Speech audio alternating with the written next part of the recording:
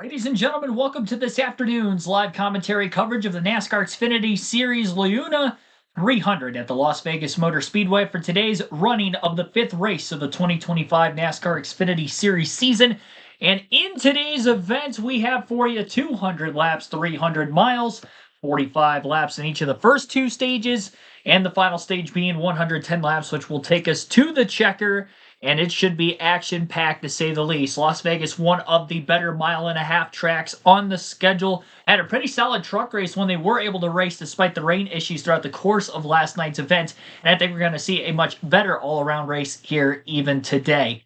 We have a lot of different winners in the field. 4 different drivers have won the first 4 races of the Xfinity Series season, most of any series this many races in, to not have a repeat winner. We'll see if we get our first repeat winner here today. We have some strong drivers starting up in the front of the field who do have a win this season. Connor Zilisch up in the top 3, starting in the top 10, as well as Jesse Love. Eric Almirola, last week's winner by a nose at Phoenix. And obviously many other drivers trying to get their first wins of the season. Carson Kvapil starting on the front row. Sammy Smith on the front row for Junior Motorsports as well. Justin Allgaier still winless this season. We'll see if he can get a win. He led a bunch of laps last week at Phoenix also.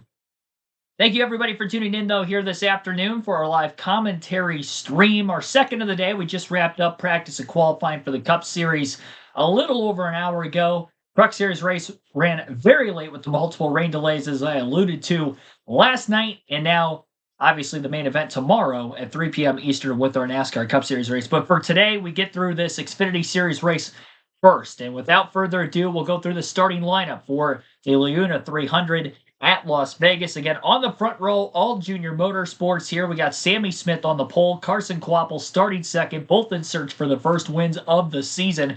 In row number 2 will be Connor Zilisch and Taylor Gray. Zilisch, the highest qualifying of those with the win so far this year. Taylor Gray in the top 10 of the point standings. Decent start to the year. Looking for even more improvement and maybe get that first career win for the Toyota brand here today.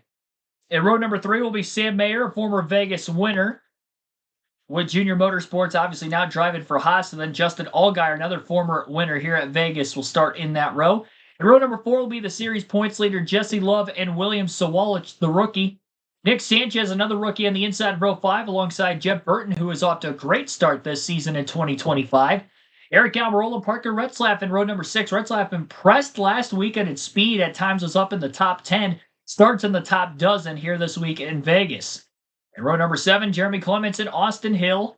Brandon Jones, Daniel Dye in row 8. Row 9 for Christian Eck is Harrison Burton. And then Matt DiBenedetto, Ryan Sieg round out the top 20 in row 10. Behind them is Kyle Sieg and Anthony Alfredo in row 11. Sheldon Creed deep in the field with Josh Williams in row 12. Patrick Emmerling and Chris Wright in row number 13. Row 14 for Blaine Perkins and Dean Thompson. Row 15, Leland Honeyman and Brennan Poole. Mason Massey with Dawson Cram. And row 17 will be Garrett Smithley and Josh Balicki. Row number 18 will be Ryan Ellis, Austin Green, rounding out the field.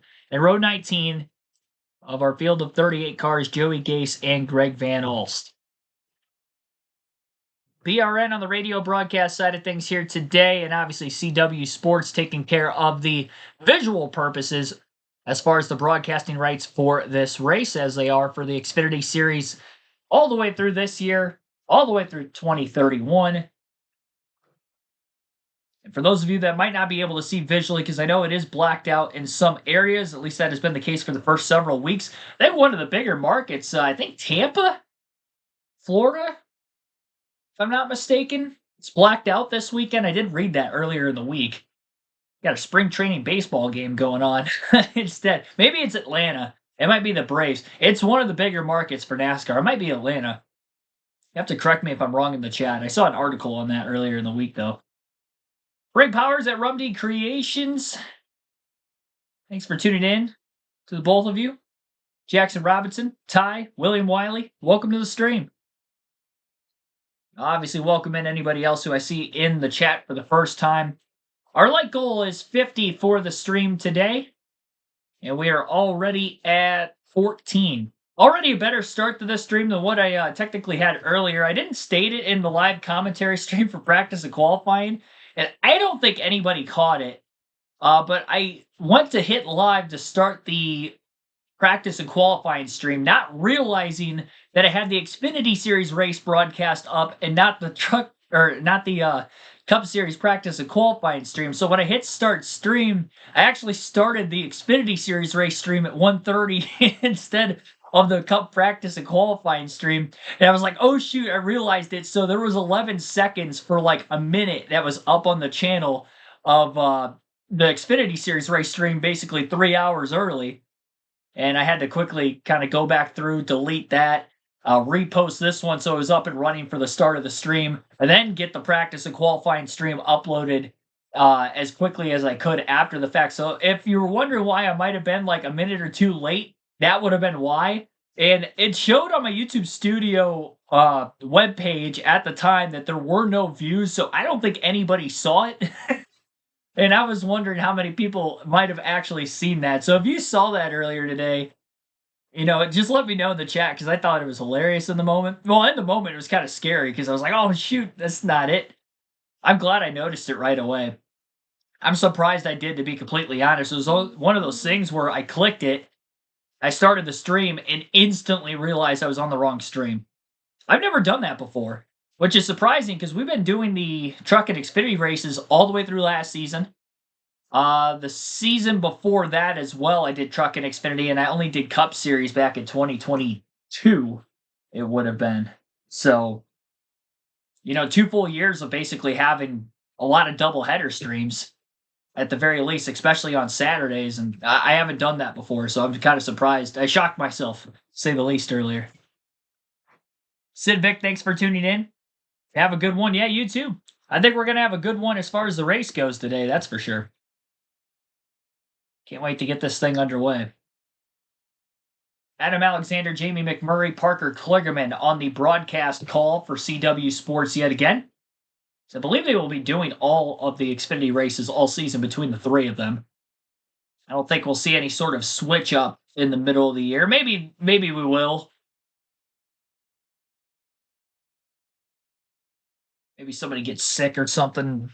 Somebody has to step in. Austin Hill is Ty's pick in the chat. He's been pretty good at Las Vegas. This is probably one of his better mile-and-a-half tracks. Say here in Homestead. Kyle Busch is actually in the broadcast booth today, so see, I was wrong already. Not Parker Kligerman. Actually forgot about him being in the booth. I remember seeing that earlier in the week. Forgot about it, and I'm reminded of it as I see Kyle Busch's face on my TV screen. It's the middleman in the booth between McMurray and Alexander today. Obviously, Busch, a hometown native of Las Vegas, Nevada. Usually used to seeing him run this Xfinity Series race, but this time he's in the booth. Saw the Xfinity stream come up and go back, check the correct time for the race. That's funny. I was wondering if anybody saw that. I didn't.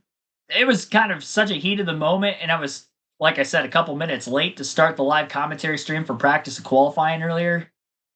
So I was just in such a rush to get that up, I didn't even mention it at all during the course of that stream. Emogene Blevins, thanks for tuning in. Thank you for sharing. Well, thank you for watching. Got the raw feed up per usual. Again, our stage splits today, 45, 45, and 110, which is the typical stage splits for these 200-lap races for the Xfinity Series. We had the same stage splits at Phoenix, even on a 1-mile track last week, which was also 200 laps in length. Pretty easy, straightforward. Obviously, not going to have to worry about fuel or tires in the first 2 stages. Xfinity Series races being shorter in length anyway, but we get to stage 3, and we could see green flag pit stops at some point if we get a long enough green flag run that allows for that. Before we get the drop of the green flag, I'll let you listen into the broadcast here for a couple minutes.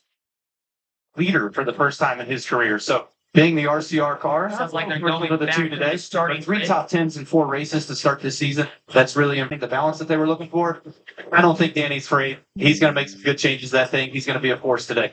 Yeah, now we just talked about him. Austin Hill, you see right here. Only guy in the field has been able to win in the NASCAR Xfinity Series at Vegas. And Christian Eckes, first start here But you keep your eyes on him because he's in a Colic car that won here last year, and he's actually won a truck race at this track. Saw Brandon Jones there in row 8, going to drop to the rear, unapproved adjustments there. And you go to row 12, Josh Williams coming off his best run of the season, 12th at Phoenix, alongside Sheldon Creed. Never had a top 5 here, but that car does have speed. Was good yesterday in practice. And rounding out the field, someone else to watch is Austin Green, row 18. Second start of the year. But the other thing I would point out, he's a noted road racer. This is only his 3rd start all time on an oval. So it'll be fun to watch Austin Green compete here this afternoon.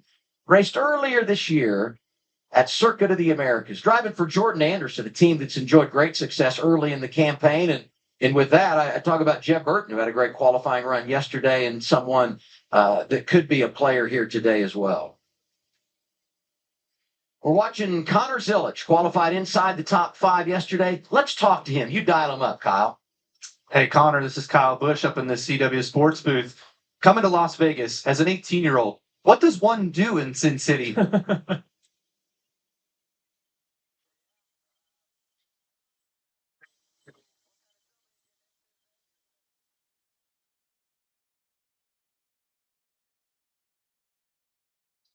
All right, so coming in, you're hot. You've won in your first Xfinity Series start. You won a couple weeks ago at COTA. Now you're on a mile and a half. What kind of learning curves do you feel like you've had to go through so far as a young driver in the mile and a half world?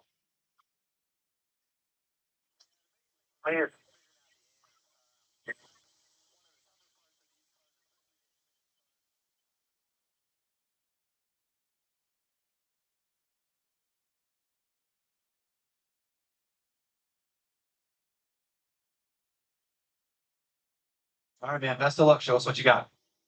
You know, I'm happy for our pit reporters right now because yesterday it was cold and windy when they were down there working, practicing. Fine. Less wind today, full sunshine. Let's hear from Kim Kuhn to start things off this afternoon. Hey, Kim. Hey, yeah, beautiful day. And one driver in the field hoping to keep the momentum is Eric Almirola there in that 19 car. He's coming off a win last weekend at Phoenix. A door-slamming drag race to the finish against, you see that 17 car, Alex Bowman. There were some feelings hurt, but that did not stop Eric from celebrating that first win of the season. However, as we look ahead to Vegas, it's a place where he's still looking for a little magic. He has never finished inside the top 10 in his 6 Xfinity Series starts at Vegas. Some of that is circumstantial, whether it's been getting caught up in someone else's accident or a pit road penalty. Crew Chief Seth Chaka, you're seeing right there, assured me he has no concerns today. And Dylan, he expects Eric to drive to the top 5 and stay there all day. And Kim, Christian Eckes starts 17th today. Disappointed considering, as Jamie said, this team did win here last fall with A.J. Allmendinger. As expected, they were not happy with their car. Really tight all day. Took a big swing at it overnight, hoping to start it off much more on the freer side to start things off today. Christian has one here in the trucks. Feels like all the laps he has around here will help him more than it will hinder them today. They just need to get his race car a little bit better. We go from one Chevy driver to another. A guy chasing Rookie of the Year this season in Christian Eckes to the guy that won that award last year, Jesse Love. Here's 2 Radio.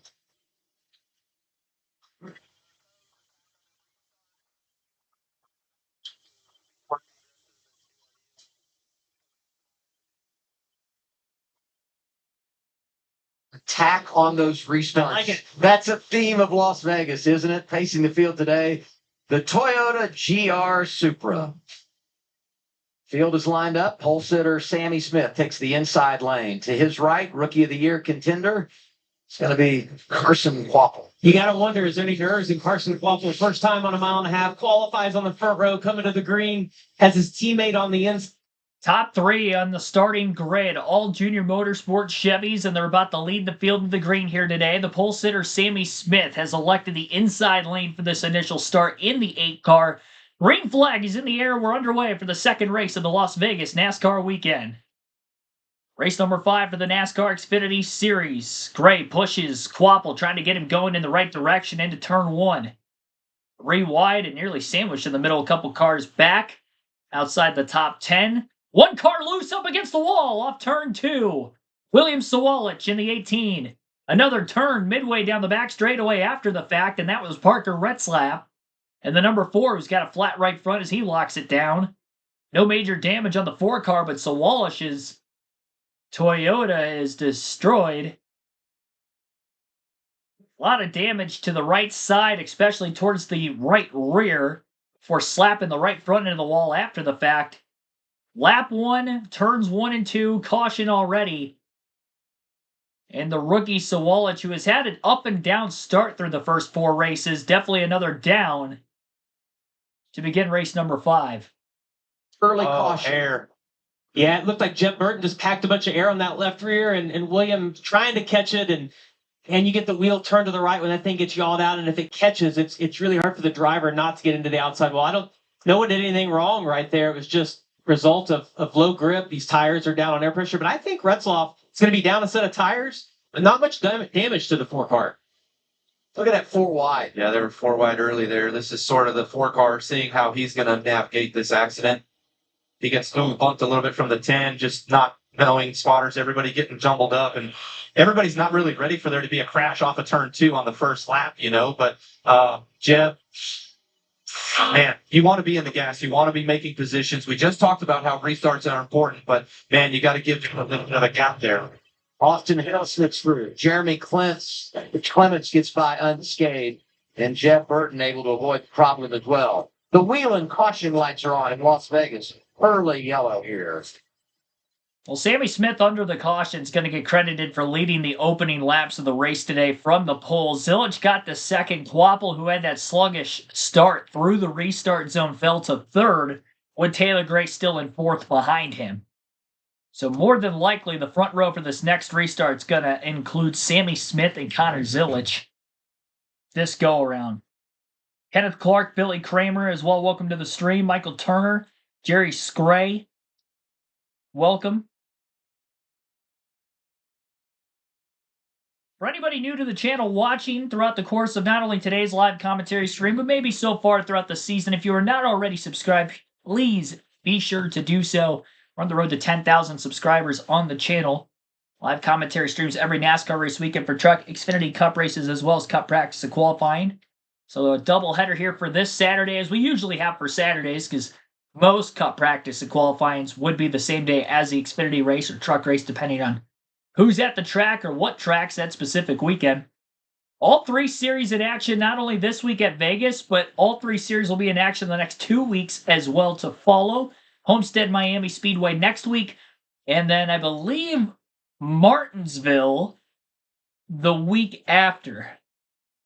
I believe Martinsville's on the schedule after Homestead. If it's not Martinsville, it's Bristol. But I don't think the Xfinity Series races spring Bristol, so that's... No, they do. Hang on. Let me pull the schedule up. I was just looking at this yesterday. I'm running on 4 hours of sleep, by the way, because of the late truck race and having to work earlier this morning, so... You'll have to mind me if my speech is a little slow today compared to usual.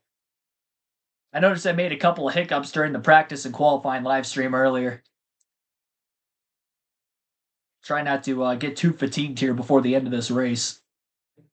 Yeah, I had it right. Okay, so Homestead and Martinsville next 2 weeks.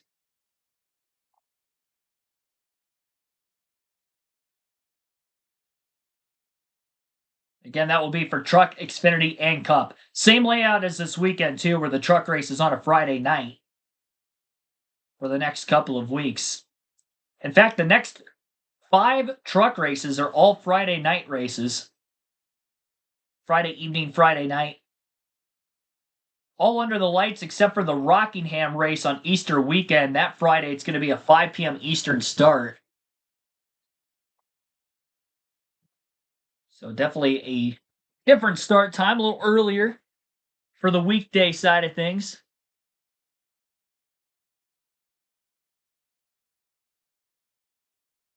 Subscribed, appreciate that, Jerry.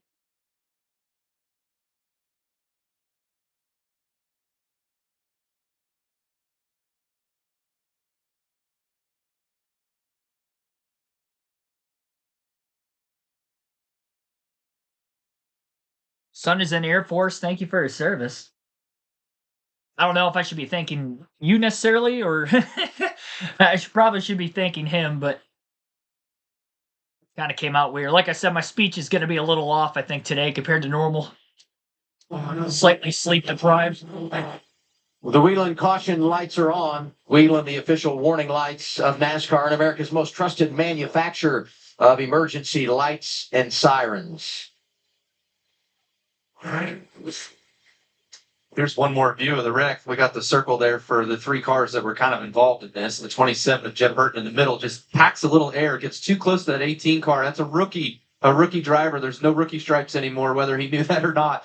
It's way too early in the race to be packing air like that on a guy, especially a young rookie. And honestly, it's just some bystanders after that. Yeah, you see he gets super loose right there. And I'm telling you, Vegas has not been kind to Williams Zawalich. Ran the truck race last night, got into the wall on lap 11, resulted in a 22nd place finish. First lap here in the Xfinity Series race, he's out. Adam, what that tells me is you do not put any money on red 18 today. It's not hitting at the roulette. I'll tell you what, I've been in the 18 car here a few times over the years, and I don't know if I won in an 18 car here. I think I won in the 54 car both times. So it is not popular. Here's Jeremy Clements' radio.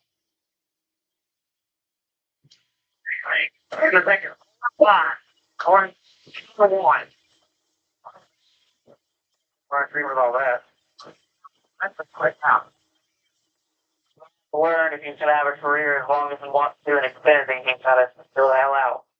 It's hard to be a rookie. You know, everyone's going to beat you up a little bit more than normal. And Christian's really aggressive. But Kyle, I would say, racing now is all about being aggressive every single lap. It's hard to fault a guy wanting to go for it. And we just talked about it on pre-race and coming to the initial green. We got a restart right now. Everybody wants to get some action on these restarts, so we'll see what happens on this one. Hopefully we get a lap of green flag racing at least this time around. Green flag in the air. Sammy Smith on the inside of row 1 again for the restart. Another great launch. Carson Kvapil was on the outside of row 1 this time. Rather, Connor Zilic. Kvapil on the inside. Let me get it right. Off of turn 2.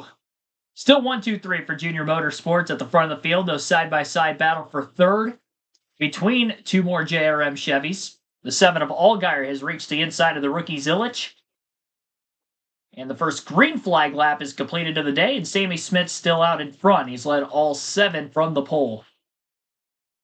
And quickly going to lay down the fastest lap of the race early on, which obviously bonus point is awarded for the Xfinity fastest lap across all 3 of the top 3 series in NASCAR. 1, 2, 3, and 4 at the front of the field for Junior Motorsports. Highest running Ford is in 6th of Sam Mayer. Taylor Gray rounds out the top 5 in 5th for Toyota. 7 in the 88 have been door-to-door the entirety of these first 2 laps following the restart. About a 3 to 4 car length lead out in front of the field now for the race leader, Sammy Smith.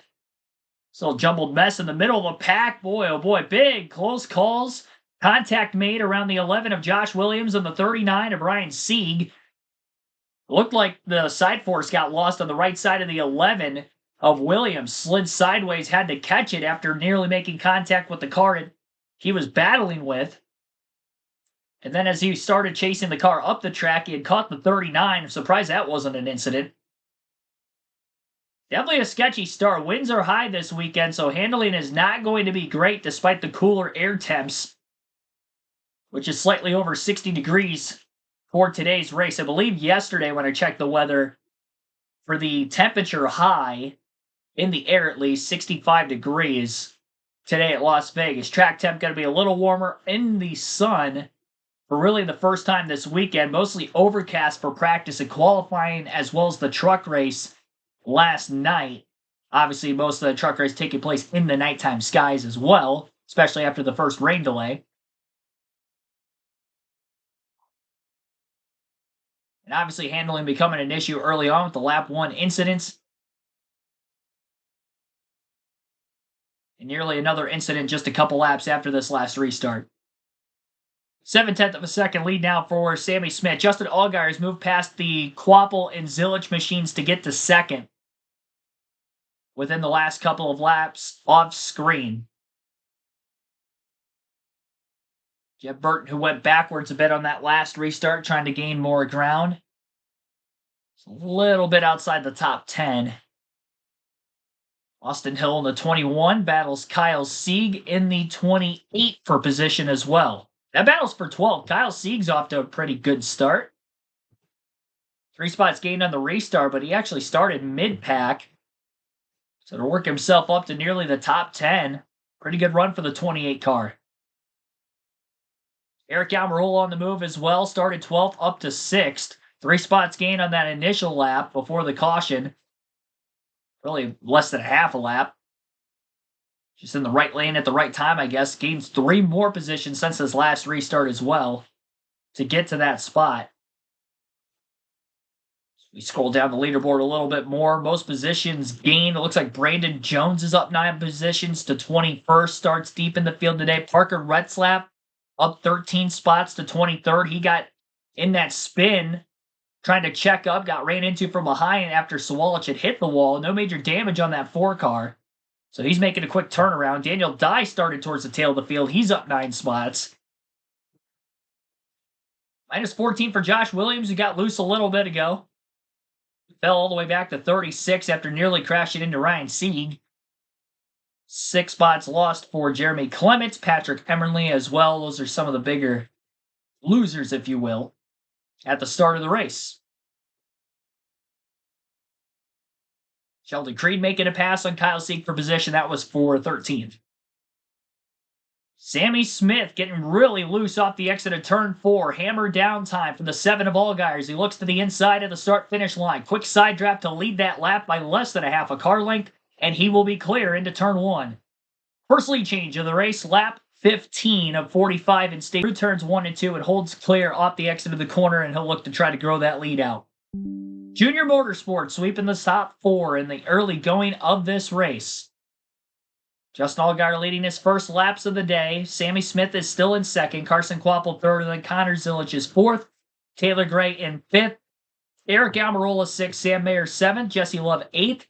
Ninth is Nick Sanchez. Christian Eckes rounds out the top 10. And that is your running order at the front of the field. 6.3 seconds the difference between first and 10th place as well. And Sawalich out of the race following his crash on lap 1, turn 2. Only driver taken out of the race following that incident. Started in the 8th place position, so definitely threw away a good qualifying effort. 4 wide gone wrong early.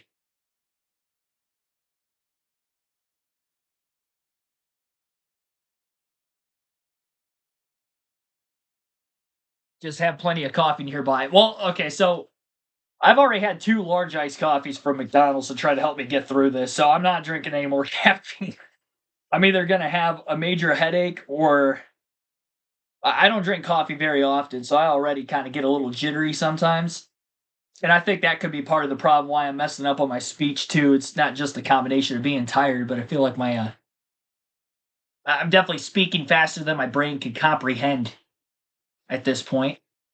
I think Parker Kligerman over the course of, what was it? I think it was the Rolex 24 when they had him on the broadcast on NBC. And this was like deep into the race, and he said that he had the brain capacity of a salamander because he had been up for like almost 24 hours at that point. And I was doing the full 24-hour stream, and I kind of felt the same way. And I was like, yep, that's exactly how I feel too. That's kind of how I feel right now, to be completely honest.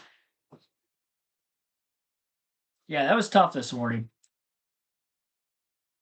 As soon as I fell asleep, my alarm was going off, is what it felt like. That was a tough scene. I will say, once I got out of bed, though, I kind of got up pretty quickly. And I started to crash a little bit with about an hour to go at work. I'm like, I got 2 streams to get through. I'm definitely getting some iced coffees on the way home from work. Which, I don't pull the trigger on very often, but today was one of those days that I absolutely have to. I'll be crashing hard again in my bed as soon as this race is done. I can promise you that. I'm going to bed very early tonight. Try to catch up on what I lost from yesterday. Just had to have 2 rain delays during the truck race. It was already going to be a late night for me anyway, being on a work night and working earlier that morning as well. It was already going to be late. Then they had to have 2 rain delays that pushed the race a couple hours past when it was originally supposed to go. Meanwhile, as far as this race goes, already a 3.1 second lead for Justin Allgaier as he has just blown the doors off of everybody behind him. 4.2 seconds back to Carson Kvapil in third. Taylor Gray 5.3 seconds back as he's up to fourth now. Connor Zilic falls to fifth during the commercial break. 5.3 seconds off the lead for Zilic. Still within a tenth of a second of Taylor Gray as they continue to battle for fourth on the racetrack. Lap 23 of 200. in this race. And again, 45 laps in stage 1, so we're about halfway through this first stage. Fastest lap of the race still set by Sammy Smith back on lap 7, which would have been the first full lap following the restart from the lap 1 caution. That lap time was a 30.412. First 14 laps, I believe, were led by Sammy Smith. 13 laps for Smith, the last 10 for Allgaier. That is the only lead change. And because of that lap 1 crash, there were only 4 laps ran under caution. So it was a relatively quick yellow. Despite, obviously, all the damage to the 18, I would imagine that it's quite a bit of debris that they had to pick up. But they made very quick work of it. They, meaning the AMR safety team. Allgaier is completely obliterating the field. He was 0.3 quicker than second place that last lap. Now, I will say the lap times of both Kvapil and Gray in third and fourth were a bit quicker than Sammy Smith, but even still, over 0.2 quicker for Allgaier than the rest of the field. To the next fastest car per lap.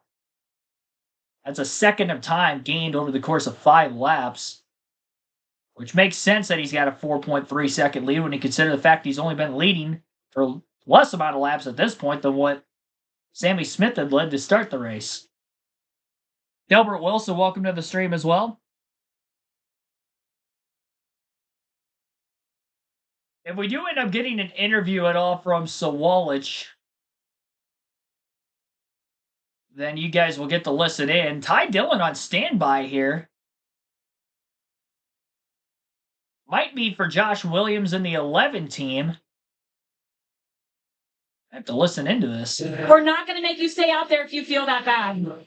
So the one thing that Josh told us in the garage yesterday was that the last couple of weeks, the problem is that he, like, when his seatbelts are tied, he can't get enough air in. Like, he takes a breath and he's not getting enough air. And so he's like, I almost had to run with my seatbelts looser than I wanted. But it sounded like that had went away when we got here. He was really optimistic yesterday. But gosh, you get in the car here and you have these massive G-rails.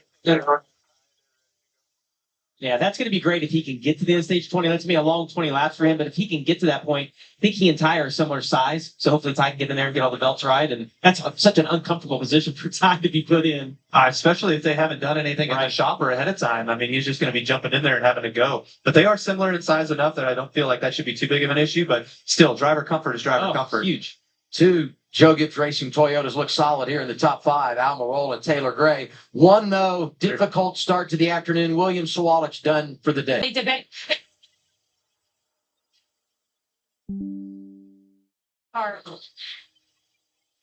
Trying to learn out here, and the air.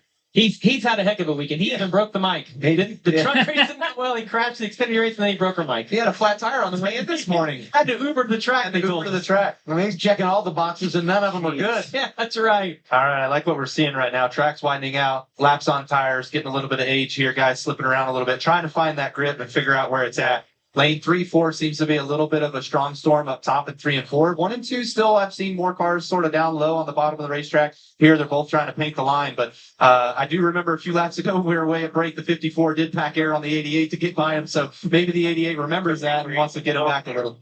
Yeah, and one of the cars that I've got my eye on right now is Eric Almirola. He's never been in the top 10, a finish here. It's been kind of a struggle track for him, even in a good car. But he's up to 4th, and this guy right here had to start in the back. Look at Brandon Jones. Up to 15th already. Yeah, Jones all the way up to 15th, and I like that he's doing it on the bottom. That tells me that his car handles really well. He likes where that's at. Typically, when you see guys move up the racetrack, they all want to be on the bottom, but when they move up, it's because the balance of that car isn't where they need, and they can't find the grip. Sometimes it's better to be lucky than good. If he had started where he qualified, he would have been 15th. And good point. Right around where the accident happened on the opening lap. He drops to the rear, he stays clean, and here he is making a rally. That's why we let Adam come in here. He points out some things that maybe we didn't see. Yeah. All right, they're headed to commercial on CW Sports here. Justin Allgaier, 6.3 seconds ahead of Sammy Smith. And I say it like that because he's only had the lead for 15 laps. Lap 15, he took the lead. We're currently at lap 31. So exactly 15 laps to go in the stage. Still under green, but there is some damage for the 91. And he has made his way down to the apron of the racetrack. Be Josh Balicki in the 91 car this weekend. He will fall off the lead lap. He might have actually already been a lap down, but needless to say, a lot of damage to the right front of that race car. It looks like he has gotten against the wall Right front is definitely flat, but with no debris and the fact that he was able to get out of harm's way and get to the apron quick enough, that is why we are still under green flag conditions.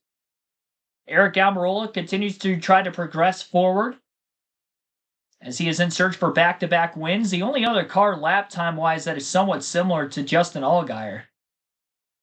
At last lap, Almirola was actually a few tenths of a second quicker than Justin Allgaier as he makes the pass on Quapple for third. Six spots gained since the restart and 9 since the start of the race for the 19.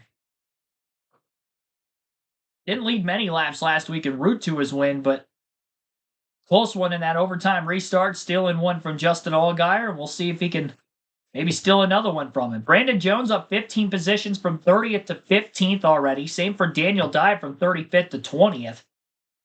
Marco Retzlaff from 36th to 21st on the restart. Each of those three up 15 spots. Dean Thompson up 8. So the biggest movers. Licky with that tire issue has gone down 12 spots since the beginning. 10 spots lost for Jeremy Clements to 22nd as he drops. And now a pass made for second place on track between Eric Almirola and Sammy Smith once again. Ryan Sieg was great on the mile-and-a-half tracks last season, making a pass inside the top 10 in the 48 of Nick Sanchez. Just outside, actually. 11th place is where that pass was made. Packed some aero underneath the rear spoiler of the 48, got him a bit aero loose. Sanchez able to hold on, had to lift big time off of turn 4. Working through lap traffic, and after getting past for second, Carson Quapple is putting the teammate of Sammy Smith under duress here. 3 wide with a lap car to the outside, now side by entry into turn 1 this time through. Quapple trying to keep his car pinned down on that white line, and as the tires slide out from underneath them just a bit, Sammy Smith, for at least another corner, will hold on to third. 7.2 seconds the difference between first and second now for Allgaier versus Almirola. And with only 9 laps to go in the stage, I would imagine probably going to see faster lap times out of the 19 to the end of the stage, as pretty much Allgaier's just going to try to maintain that lead. No need for him to push here. The likelihood that Almirola is going to run him down from that far back, not very likely, but when we reset things for stage 2, if they're both up at the front of the field following pit stops, it's going to be an interesting battle to watch throughout the second stage. Chris Williams, thanks for tuning in.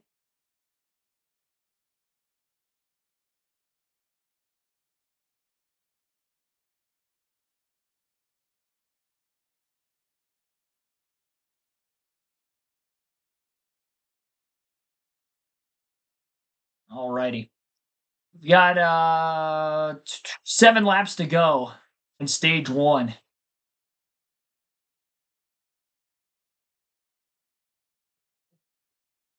Brandon Jones looking to crack the top 10. Despite starting at the rear of the field in the race, that'd be a heck of a run for him. Kind of put an end to all the bad luck he had from pretty much the entirety of his junior motorsports run. Both seasons there. And the first 3 races of 2025 back with JGR, where he won a few races in his first tenure with that organization. Has a chance to maybe sneak it into the back half of the top 10, get some stage points before the end of stage 1. I was expecting Almirola to run relatively quicker lap times compared to Allgaier. Allgaier's still putting up some decent laps. He's actually extended the lead by about a half a second over the last 4 laps alone. Could be getting through lap traffic just a lot better. Almirola has since pulled away from Quapple, Zilich, Sammy Smith, all those guys that he just passed within recent laps. Quapple in the next position behind him is already over 2.5 seconds back. Alan K., welcome to the stream.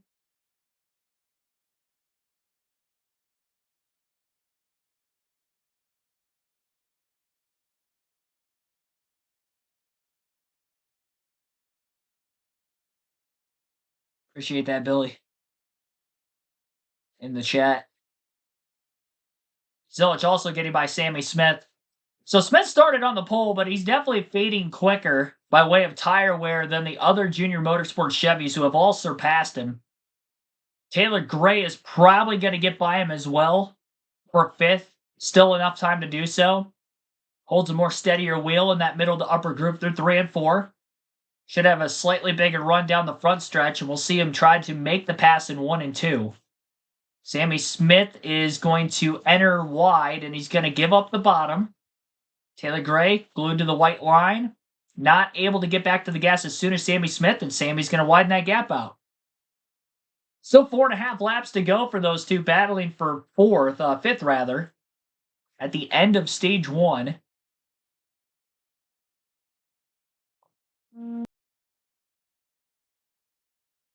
Trying to split around the lap car in the number 70. 3 wide. Right to the outside of the racetrack, and now he's in the prime position to make the pass on Sammy Smith. Sammy tried to get by the lapper down in the bottom, and that really bit him. Off of turn 4, all the way down the front stretch, and had to enter into that low line, forced to basically, into turn 1, as he couldn't get the lap card cleared in time.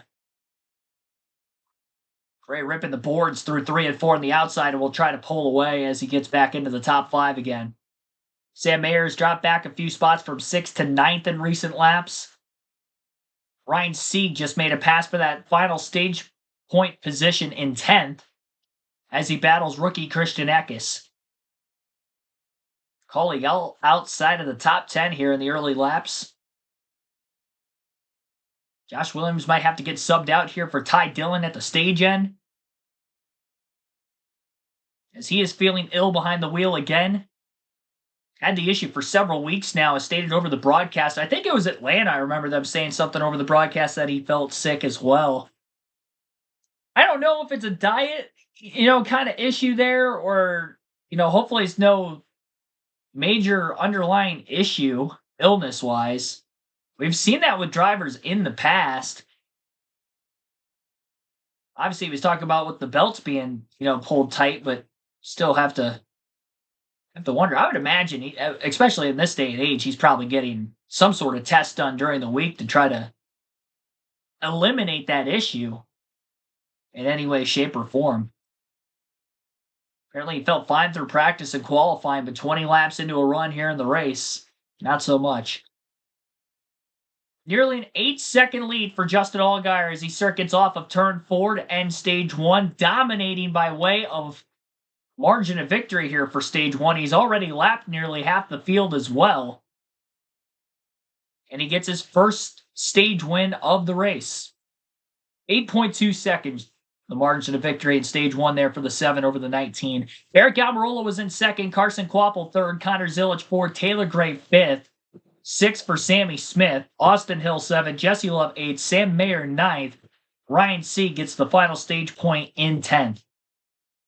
One caution for incident through the first stage. It was turn 2, lap 1, half hour into the race, and we're about a quarter of the way home. Just the one lead change. Sammy Smith leading the first 13 laps. Justin Allgaier the remainder of the green flag laps, 24 and counting now. We'll have to see if he'll hold on to the lead as we get to our first pit stops of the race. Each of these teams have 4 sets of tires for this race today. That means they will get 2 sets for the final stage, assuming that they would just pit at or towards the end of stage 1 and stage 2.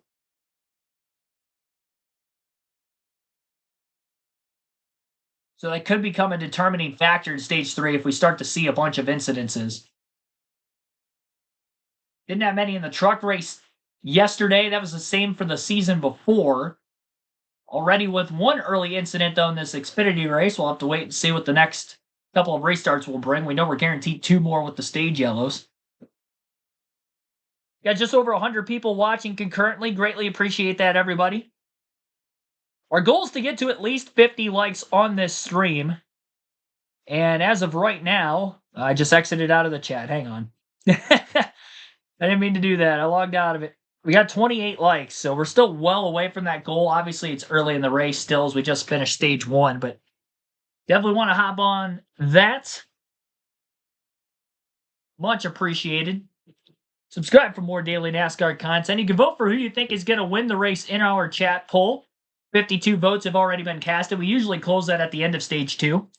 And Justin Allgaier leading the poll at 38% after dominating stage 1. I'd almost have to agree. I took Connor Zilisch before the race started. Should have known. I was a little out on the limb taking Zilisch. I usually try to go with the safe bet, but he showed a lot of speed yesterday in practice qualifying from what I was looking at. I was at work when it was going on, so I have no clue. I wasn't able to actually watch it, but looking at the stat sheet, it was looking good there, at least for the short runs. But long run speed definitely goes to the 7. I'd say Quapple at Junior Motorsports right now looks to have slightly better long run speed, at least through the first stage. But the first chance to make adjustments on race day will be coming up, so we'll see if he can kind of close that gap a bit. Zilisch has 21% of the votes in our poll, 15% for Eric Almirola, 26% saying somebody other than those 3. And each of those 3 were in the top 4 positions. Quapple, the only outlier in there.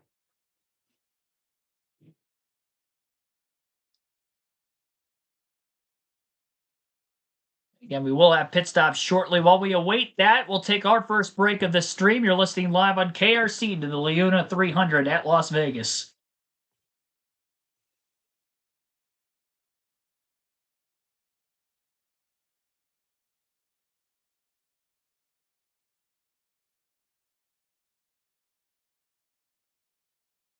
Right.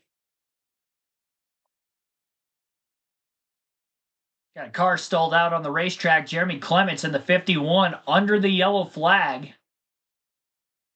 is on the apron of the racetrack. This buys extra time to try to get the driver swap going between Josh Williams and Ty Dillon. So Clements going to need a push to get back to the pits. He lost about a dozen positions from the restart to the end of the stage. Not sure if that might have had to do with whatever mechanical or electrical issue he could be dealing with, potentially, but tough break for Jeremy, nonetheless.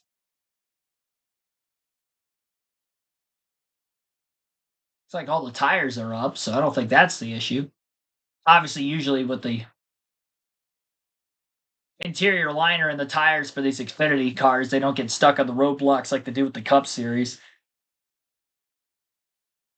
Ty Dillon leaving the pits in the number 11. So again, Josh Williams starting in the 11 car for Kaulig, running full-time obviously there, but Ty Dillon sub-duty on the spot, called in to try to take place and finish the race out for him. Obviously, Dillon racing full-time in the Cup Series at Kaulig in the number 10. We'll be seeing him obviously on race day tomorrow. But a little out of nowhere double duty for him.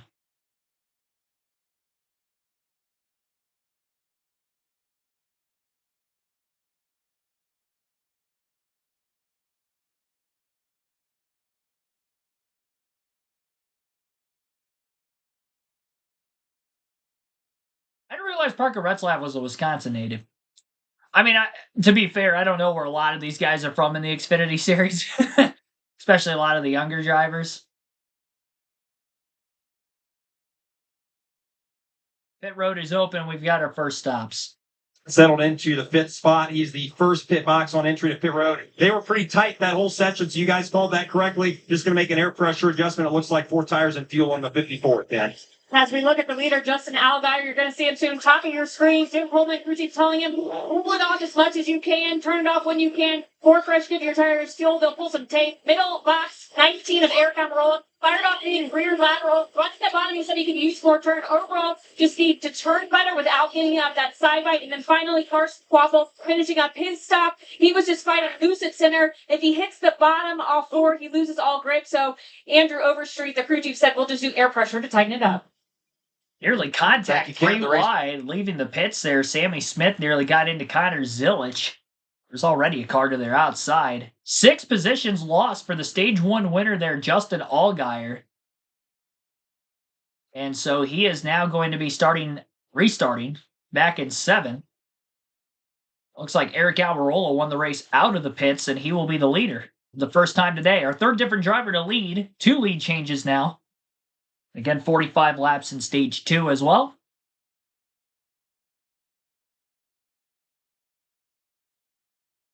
Top few on the restart. Behind Almirola leaving the pits, you had Carson Kvapil, Austin Hill, Taylor Gray, Connor Zilic, Sammy Smith.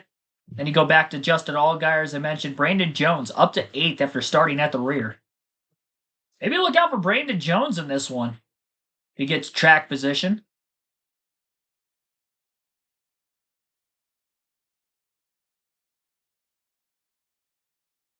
That thumbs up on Almirola in the chat, meaning you're taking him for the win.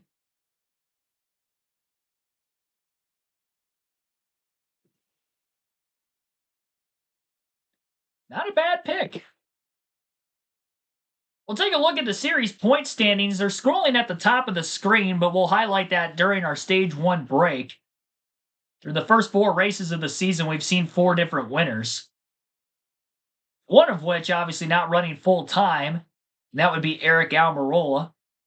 Despite the fact he is 11th in points through the first couple of races. He's only ran 2 races of the 4, and he's 11th in the standings. Obviously, 2 top 5s and a win. 26 laps led, quite a few stage points in there as well. Jesse Love leads the overall standings right now in his second year of full-time Xfinity Series competition.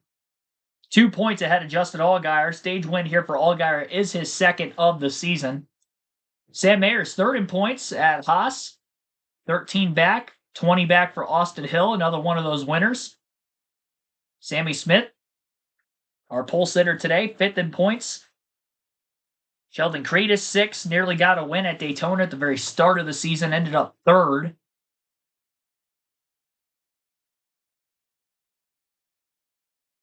Taylor Gray up in the top portion of the field. William Sawalich, 12th in points coming into the race today, already out.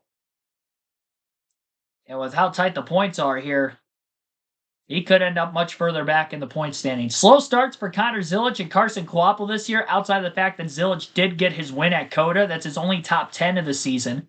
So he is locked into the Xfinity Series playoffs, assuming we don't get anything crazy like more than 12 different winners, and he's outside the top 12 in points when we do begin the playoffs. I doubt that would happen. And as for Carson Kvapil, he also only has 1 top 10 finish this year, and in the last 2 races was running up in the top 5, top 10 late when cutting a tire in stage 3. Between both of those incidences alone, he probably lost more than 40 points. That could be a difference between him being where he's at now and 4th in the standings, had he not had a tire cut on those late race restarts. Both at COTA and Phoenix, of course. Brandon Jones, 20th in points. Another slow start to the year, although a step in the right direction with his first top 5 last week at Phoenix. It was also his first top 10 finish of the season. Gained 9 positions in points. With that being said, he was 29th after 3. So he has already taken a step in the right direction and maybe taken another 2 steps forward here today with how. So we're going to have our diecast showing at the end of stage 2 once again. Like we usually have for these live commentary streams. Chat poll will end at the end of stage 2, so if you haven't voted yet, be sure to do so for who you think is going to win this race. 60 votes now, and Justin Allgaier still at 38%. We'll see if he remains the top vote getter.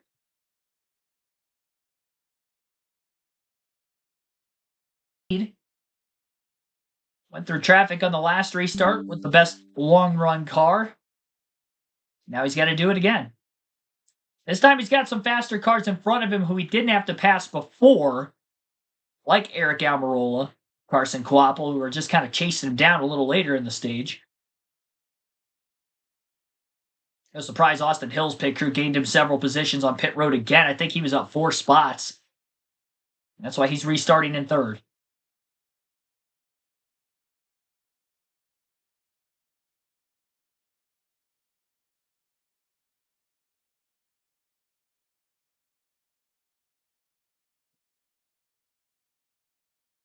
Simultaneous pit boxes looked like a tire was getting away. Jesse Love in the 2 was one of those teams, so therefore he is going to have to restart at the rear of the field. I believe Jesse Love was 6th at the end of stage 1. Got 5 stage points, and now he's going to be coming from the back after the penalty on pit road.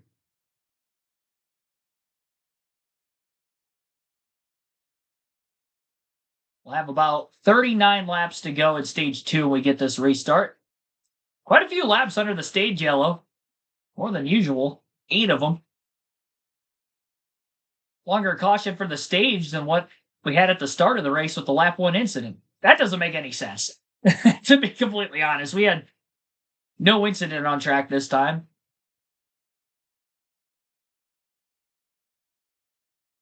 So as we spawn to the restart, again, Eric Almirola taking the inside lane this time around as the control car.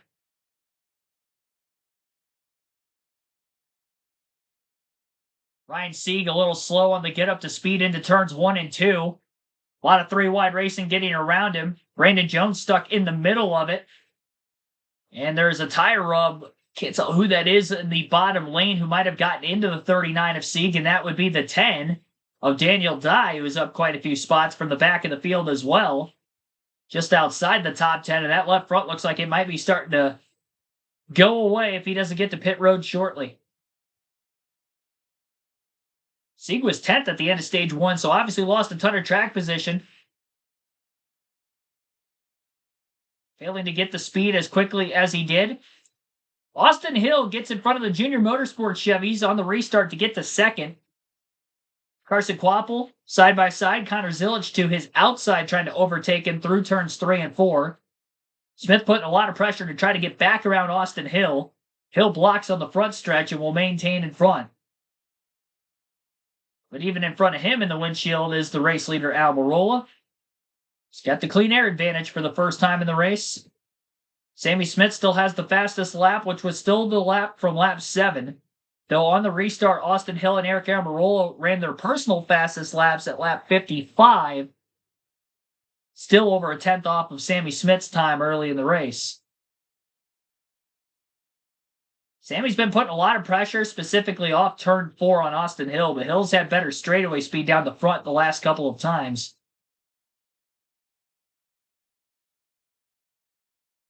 Gaggle of cars just trying to split around the 10 of Daniel Dye.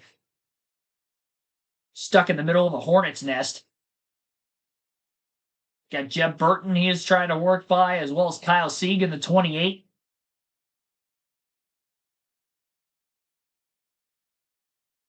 Sammy Smith actually got underneath the 21 through 3 and 4 that time. Couldn't complete the pass on corner exit, and here comes Zilic, who goes to the bottom of the racetrack. Austin Hill slipped up big time in the middle of 1 and 2.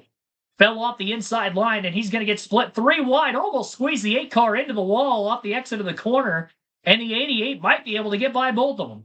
He already cleared the 21. He's still underneath the 8. Sammy Smith going to hold the rookie tightly down to the bottom of the track. Zilic side drafts on corner exit and trying to win the drag race for turn 1. Tough spot to try to make the pass on the bottom in turns 1 and 2. The bumpier the 2 lanes, Zilic will slide up the racetrack, and he may lose that spot back to Austin Hill again. And the veteran right behind all of that is Justin Allgaier in the 7, who picks up his teammate the bump trap, pushes him forward on the back straightaway, holds him clear of the 21, simultaneously getting by Austin Hill himself as well. Well, teamwork making the dream work between the 7 of Allgaier and the young gun of Connor Zilic in the 88. 0.8 of a second lead out in front of the field now, several laps into the restart for Eric Almirola, 6 of them to be exact. Sieg, after falling out of the top 10 of the restart, is back to 21st now, and Jesse Love up to 19th from the rear of the field following the pit road penalty. 23 cars on the lead lap, with Patrick Emerly currently the first car lap down in 24th. We'll see if he stays there either to the end of the stage or the next caution, whatever comes first. Taylor Gray trying to fight forward after losing spots on pit road. He gets by Carson Quapple for 6th that last time. CW going to a side-by-side commercial break. And we'll go through the full field running order for the first time today. Lap 62 of 200. Eric Almirola leads still. Sammy Smith in 2nd, Connor Zilic 3rd, and Justin Allgaier 4th. Austin Hill 5th. Taylor Gray is 6th. Carson Quapple 7th, Christian Eck is 8th, Sam Mayer 9th, and Brandon Jones is 10th. Harrison Burton at 11th, Daniel Dye 12th, Kyle Seed 13th, Sheldon Creed 14th, and Nick Sanchez 15th. 16th for Jeb Burton, Matt DiBenedetto 17th, Jesse Love 18th, Parker Retzlaff 19th, and Ryan Segan 20th. Anthony Alfredo 21st, 22nd Dean Thompson, Brennan Poole 23rd is the last car in the lead lap. Patrick Emmerly 24th, first car lap down as mentioned a little bit ago. Chris Wright is right behind him at 25th. Ryan Ellis 26th, Garrett Smithley is 27th. Leland Honeyman 28th, Blaine Perkins 29th, Greg Van Olst in 30th. 31st for Dawson Cram, Jeremy Clements 3 laps down at 32nd after stalling during the stage break. Josh Williams not in the 33 car anymore as he got subbed out for Ty Dillon, but that 11 car is in 33rd place. Josh Balicki 34th, Joey Gase 35th, Mason Massey 36th, 37th Austin Hill, and again William Sawalich will end up with the last place finish today after crashing on lap 1. Austin Green, I believe, also pulled off the racetrack as he scored 16 laps down, might have a mechanical issue of some sort. Zilich battling door-to-door with the 8 of Sammy Smith, trying to get by for second again, and he does. Clears him through the center of 3 and 4 on the bottom lane of the racetrack. Justin Allgaier trying to creep to the inside and take over third as well. Sammy Smith faded on that long green flag run in stage 1, and already doing so to maybe some slightly faster teammates in stage 2.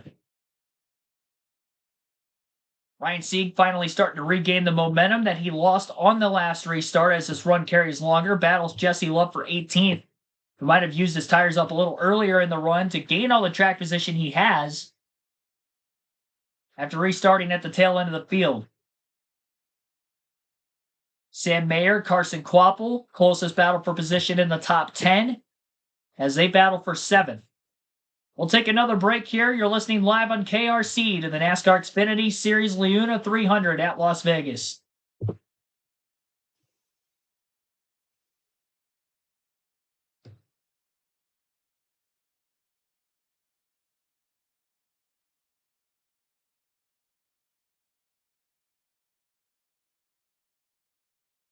Sam Mayer was able to make the pass on the outside. Holds clear off turn 4 on Quapple. Again, that battle was for 7th. Mayer finished 9th at the end of stage 1, so maybe some slight improvements following the first pit stop of the day for the 41. It's brought to you by the Lucas Oil Helicopter. Feel like I'm doing your job over here, Kyle. You are. I don't know why you got that. Back in Las Vegas. Closing on the midway point, stage number 2 with Jamie McMurray, Kyle Busch. I'm Adam Alexander. Carla Metz downstairs with Dylan Welch, Kim Kuhn. And how about the drive for Justin Allgaier? Wins stage 1 and drops back for the restart, coming from outside the top 5. And he's letting everybody know, don't worry about me. I'll be there when I need to be at the end of the stage, up to 2nd now, driving around his teammate. Yeah, and they pulled the tape off that car, trying to maybe help the alternator get the engine to run a little bit cooler. But it has not hurt Allgaier's lap times at all. He's still about 2 cents quicker than Eric Almirola, who we talked about adding some tape, is out front, has the clean air. 7 car, though, still showing that he's the best car on the track. Allgaier's led 350-plus laps in his career at Las Vegas. That's more than the rest of the field combined, okay? But he's never won here. 4 runner-up finishes. You know he would love to check the box today. And I talked to Jim Pullman in the garage this morning. They feel like they're ahead of schedule, even though they haven't won this year. You know, when you come to Vegas, you really love Trip 7s, right? Trip 7s are the way to go. Right. So let's see the 7 car if he can make it the rest of the way to the front. And Almirola and him are going eye to eye right now. And, you know, lap times are pretty equal. So just barely a half a tenth faster right there for Allgaier. But there is some racing through the rest of the field. Kyle Seek having a heck of a day right here. Yeah, he's 12th. You have to be heartbroken for Justin last weekend. I mean, he's dominated so many of those races at Phoenix and only been able to win 2 of them. And to get within 4 or 5 laps, it looks like you have it in the bag and a caution come out and then not be able to pull it off. That's frustrating. But, wow, have they been able to rebound here at Vegas. Look at those 3 forwards right there. Really nice afternoon for Harrison Burton. Kyle just mentioned Kyle Sieg.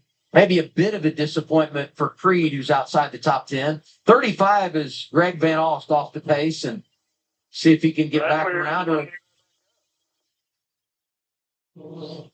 Couldn't tell if he said it fired back up or it won't fire back up, but it looks like he has enough momentum that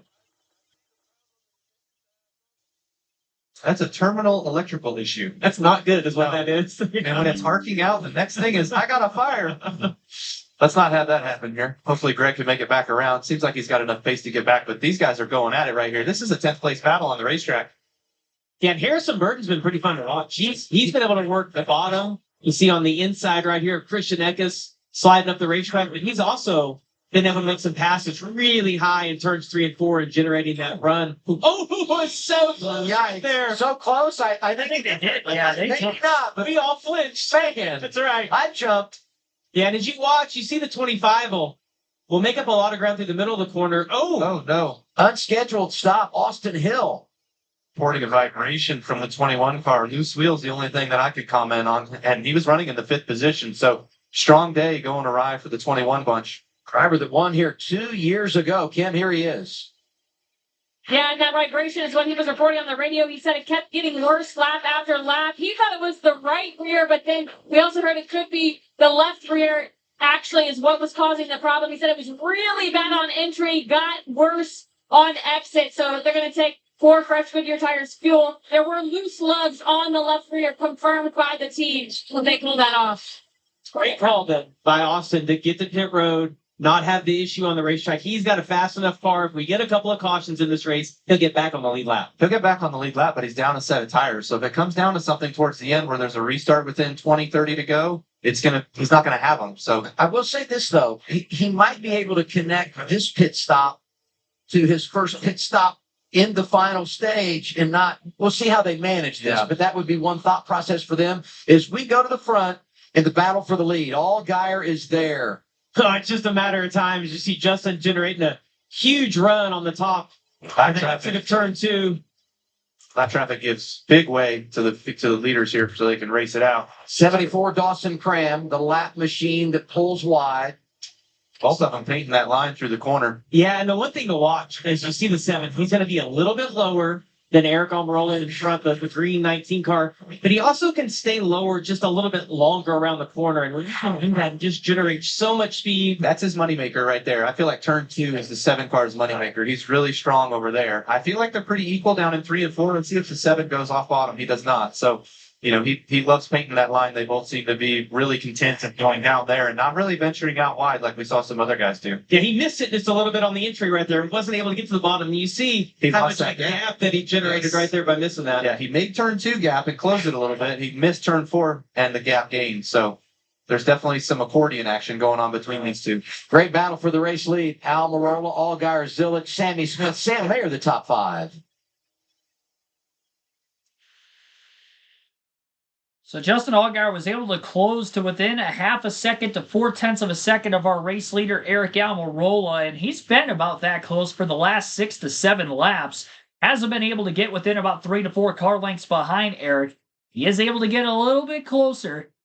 Maybe pack the air underneath the rear spoiler, get Almirola a bit loose, use the air to his advantage from behind. Could make that pass for position. As for right now, the top 10 in the running order, again, Eric Almirola leading 0.4 of a second ahead of Justin Allgaier in second. 2.6 seconds back is Connor Zilic in third. 4.3 seconds back for Sammy Smith in fourth. Sam Mayer 6.8 seconds off the lead in fifth.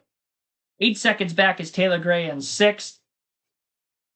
Seventh is Carson Kvapil, 8.5 seconds off the lead. 9 seconds back for Brandon Jones in eighth. 12.2 seconds off the lead, Harrison Burton in ninth.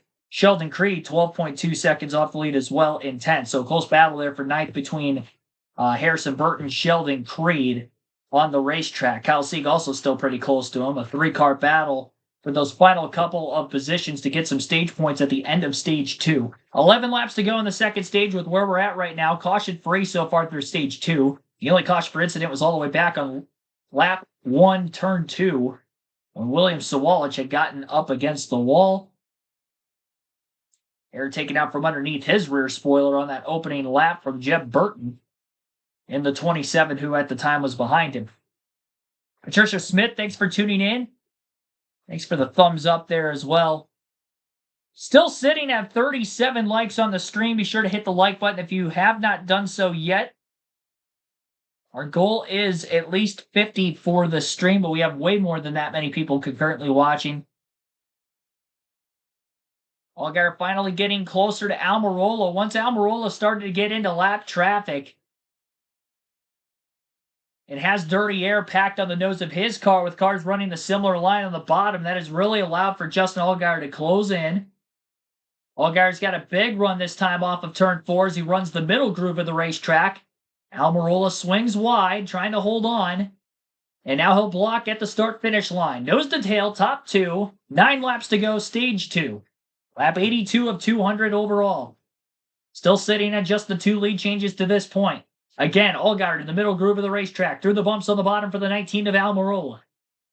Almirola holding a steady wheel with a 7, slightly gaining momentum. Headed for turn 3. Outside seems to be better on this end of the track through the truck race yesterday. So far in the Xfinity race today, seems like more moves made off of 4 than in turn 1. Longer front stretch to really try to use that extra straightaway speed from the outside as well. On that end of the speedway. Ever since getting to within a couple car lengths of the 19, consistently Justin Allgaier running that middle groove of the racetrack. Not all the way up near the wall, but just slightly a couple lanes below it in the middle. Clean air on the nose and just slightly more progressive banking than that of the 19 who just continues to wrap the white line.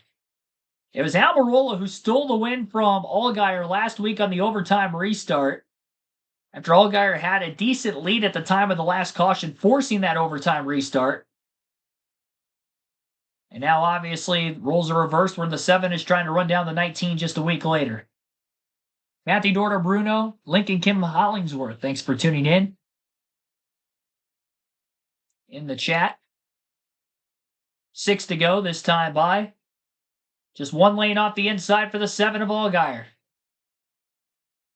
Definitely seems like he carries more entry speed. And as a result of that, Almirola is able to win the race back to the throttle, which is mitigating the amount of time that would have been gained otherwise by Allgaier using a slightly wider line. And again, higher up on the racetrack. And the car to the inside. Sam Mayer, by the way, up to 5th place during the course of this stage. Recently got by Taylor Gray. First time Mayer has gotten into the top 5. Very start of the race, it was Junior Motorsports 1, 2, 3, and 4. They still got 2, 3, 4. Carson Quapple's fallen behind a bit here in stage 2. Still inside the top 10, though. The lap car that the leader had to get by. Justin Allgaier had to alter his line down to the bottom of the racetrack. Forced to run in the dirty air behind Almirola through both ends of the racetrack. You really see the 7 moving around a ton in 3 and 4 when he does have to run the same line as the car in front of him. He just can't hold that white line quite as steady as the guy in the clean air in front of him of the 19. Not many more laps to have to hang on. 3.5 to go. In stage 2, Garrett Smithley just got lapped by the leaders. But I believe he is multiple laps down anyway. Yeah, he's 2 laps down now. Austin Hill's actually the first car 1 lap down in 23rd after having to make the unscheduled pit stop for a loose wheel. Throwing the set of tires on that 21 car, that means I believe he's only going to have 1 set left to the end of the race if he ends up taking tires during the stage end here. So he might end up having to stay out on the same tires, which could be hurting him quite a bit at the end of this next stage. Especially if we get a long green flag run to begin stage 3, he's going to fall way behind. Tough spot to be in, having to make that unscheduled stop with minimal sets of tires here in these lower series especially.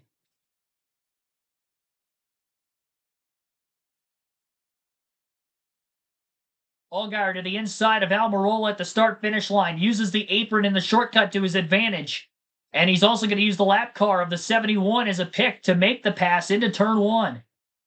Textbook move by Allgaier as he slides back up the racetrack, trying to carry the speed a little loose off turn 2, and might have a crossover incoming in 3 and 4 for the 19. Almirola back down to the inside.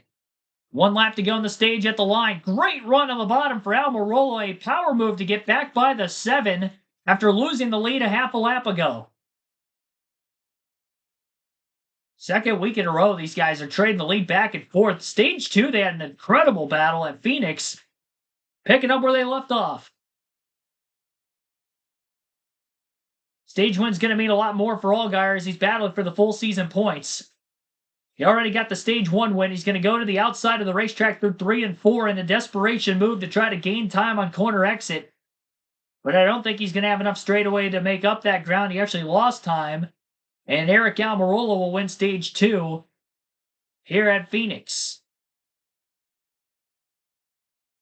Full slingshot crossover move on the second to last lap of the stage. Lost the lead off turn 2, got it back off turn 4.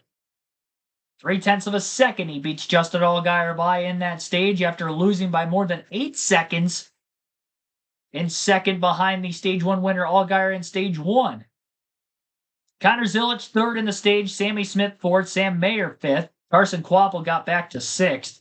Taylor Gray fell to 7th, Brandon Jones 8th, Sheldon Creed 9th, Jesse Love from the rear of the field on the restart to 10th. And gets that final stage point. So now into stage 3. 110 laps to take us to the finish of the race. Fuel window being right around 55 to 60 laps, probably closer to 60 to 65 laps. If this goes green most of the way to begin this final stage, they will have to pit for fuel purposes. Obviously, with the asphalt at Vegas, they would be changing tires under that circumstance as well. So our third caution of the day, stage 2 went caution-free by way of incident. And again, the only incident still all the way back on lap 1. We're at lap 92 of 200. We're going to close the chat poll. 70 votes were casted. 34% of those 70 votes taking Justin Allgaier for the win today. 27% taking somebody other than Allgaier, Zilic, or Almirola. Zilic had 20% of the votes, and Almirola 18%, despite winning stage 2. He's last of the 4.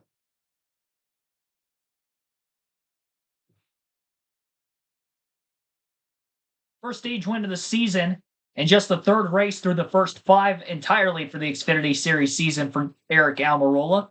He'll be running more than 5 races. The series has now entered their 5th race, and this is only his 3rd. Despite running 2 less races, he is still 11th in points. Half of the 4. Fastest lap of the day is still Sammy Smith's 30.412 back on lap 7.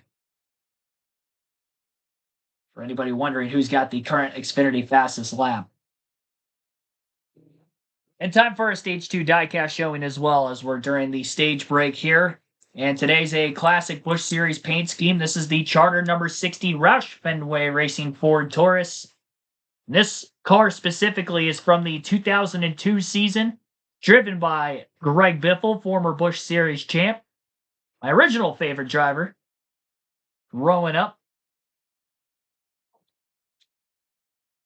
So with this being an Xfinity race, figured I'd show off another classic Xfinity Series 124 scale diecast for this one here today.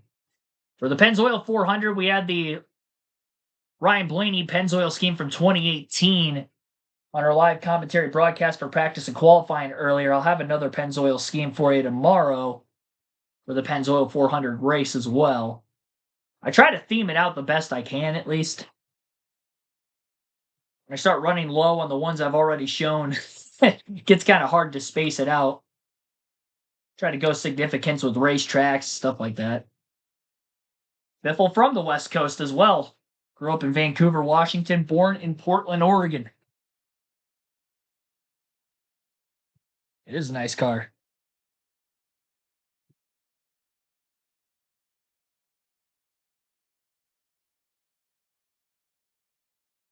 Classic as a Greg Biffle fan growing up for myself. Won quite a few races in that car. Carl Edwards won quite a bit in the 60 there at Roush as well.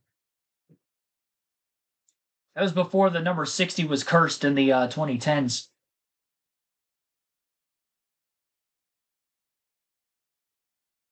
Final stage point by a nose for Jesse Love over Kyle C. You never know. I mean, Jesse Love came in as the points leader. Got 5 of them in stage 1. 1 more to add on. 6 total for him today. Most stage points would be Justin Allgaier and Eric Almirola, who both split for 19 apiece. And we will have our second pit stops of the race, but not the last. Just over an hour into this one today.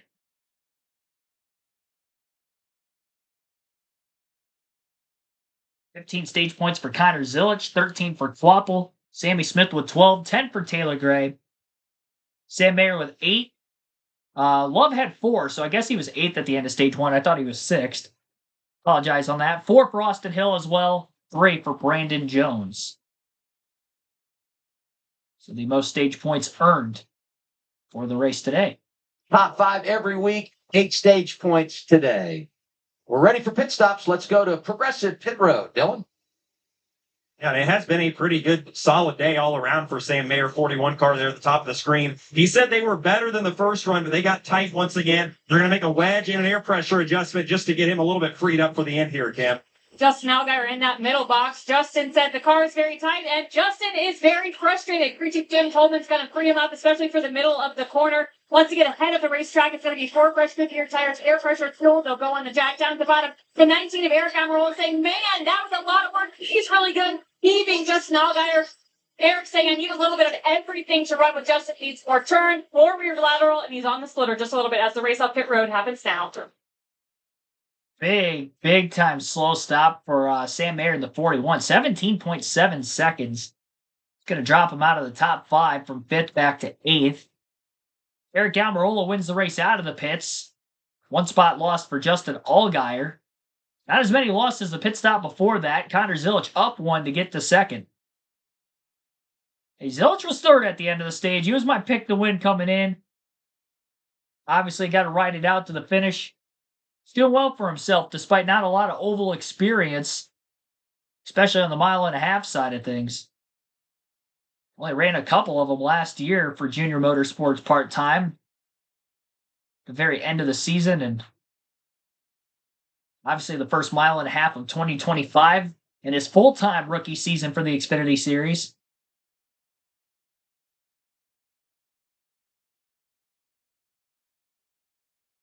Seven in the 19 have any sort of an issue? You just never know. Speeding on pit road. Maybe they make contact on a restart. Cut a tire. I feel like anything could happen to Justin Allgaier at this race. I've seen him lose races so many different ways over the last couple of years alone. I feel like he finds a different way to lose a race every weekend. When he doesn't win, of course. He still won quite a few times. He's top 10 on the all-time Xfinity Series wins list. We'll take a quick break here while we await the restart. You're listening live on KRC to the NASCAR Xfinity Series race at Las Vegas.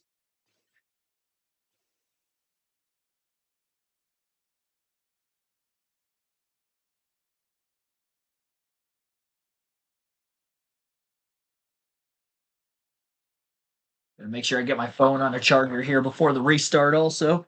Don't want to lose the chat.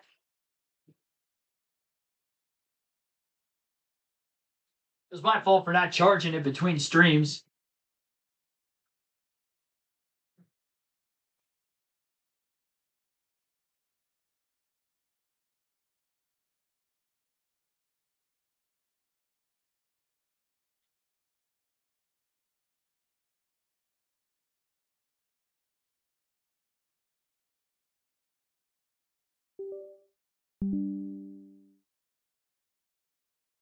+90 people in the chat. Our like goal of 50 is almost eclipsed. We're at 41 currently. Oh boy. I was about to lose my phone there for a second. Get 50 likes on the stream as of right now. Sure to hit that like button if you haven't done so yet. Subscribe again for more daily NASCAR content, live commentary streams like this every NASCAR race weekend, Truck Xfinity Cup races, as well as Cup practice and qualifying. Tomorrow's Cup race will be on Fox Sports 1, visual purposes, and our live stream will begin at 3 p.m. Eastern, right here on the channel.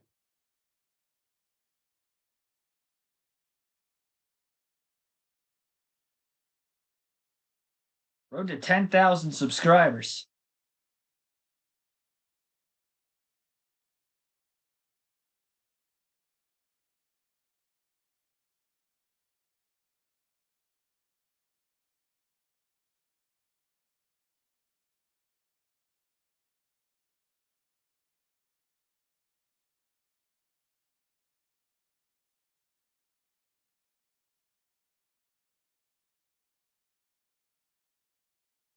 Surprising that of all the 100-plus Xfinity Series wins, that Kyle Busch only has 2 of them at his home track here at Las Vegas Motor Speedway. And this was one of the tracks he was running a lot there, even towards the end of his career. Being so early on the schedule for pretty much his entire career, whether they ran 1 race here or 2. Especially when they ended up limiting the Cup regulars down to 5 races a season for anybody with more than 3 years of experience at the Cup level full-time. 7 races for drivers within their first 3 full-time Cup Series seasons.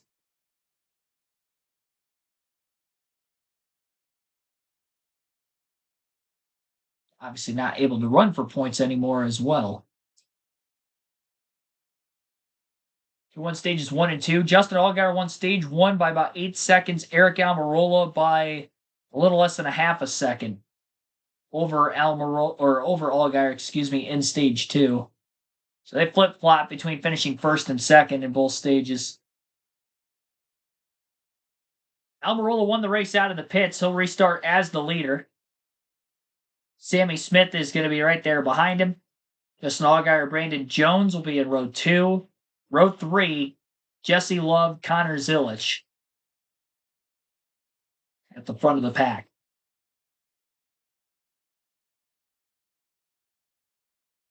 A lot of racing left, though. We got just over half the race to go as we begin our final stage.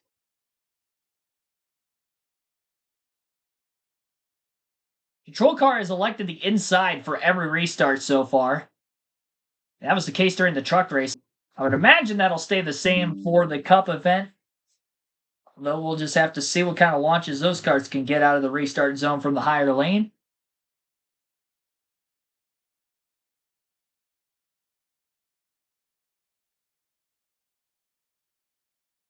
Almirola gets the push and goes first.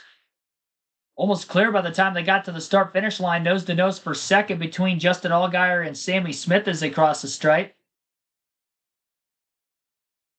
Allgaier quickly was able to pull clear of his teammate and shift into the outside lane entering turn 1. Tried to get on that right rear corner panel of Almirola, but Almirola still barely able to hold on and block on the exit of turn 2. It was a bold move there by Justin. It almost worked. Should be able to stay in front of his teammate Zilisch for second, although Connor's doing a good job staying underneath him for the entirety of the opening lap following the restart. It's just enough to allow Almirola to slightly pull ahead on the front straightaway. Not by much. He's still got a couple car length lead. And now Zilisch clear for second. Bottom lane through 1 and 2 as he slides up in front of the 7. And now he's got to run at Almirola. What a corner by Connor Zilisch. Shoots to the outside. He's not wasting time. Will he get there on the 19? He does. First time today, Connor Zilisch leads at Las Vegas. What a bold pick to take him for the win. Have they made the right adjustments, or is this just a short-run burst of speed to lack on the long-run handling side of things? Connor Zilisch, shot out of a cannon, runs his fastest lap of the race, fastest lap of any driver by more than 0.2 of a second, and now he's out in front of the field. He's ahead of both of the veterans and stage winners. We'll see if the veteran prowess will make a big gain on this final run, especially if we get a lot of green flag racing in stage 3. Sam Mayer gets up to 4th as well. That's the highest he's been in the running order as he got by Sammy Smith the last lap. Jesse Love on the restart going to get all the way up to 6th. Brandon Jones battling side by side with Sheldon Creed in the 0-0 for 8th. Through 3 and 4. Oh boy, a little bit of contact off the exit of the corner. That got a little dicey. They're still running very tightly to one another here. Zilisch has already opened up his gap by 0.7 of a second over Allgaier. Justin Allgaier was able to get by the 19 of Almirola.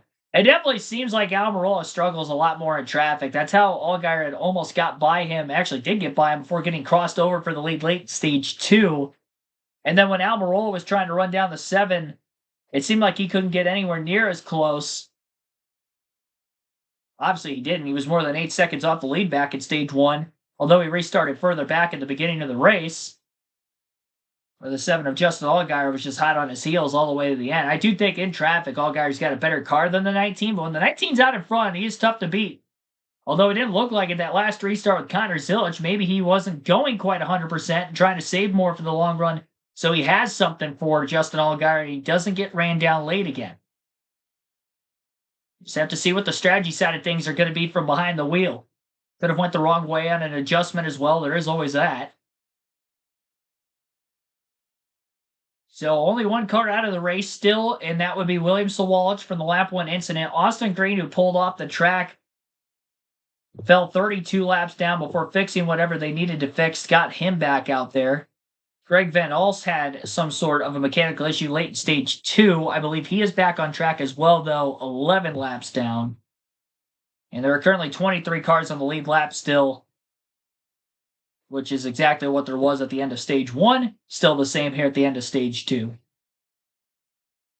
I have just enough cars that had the free pass from 24th on that last restart.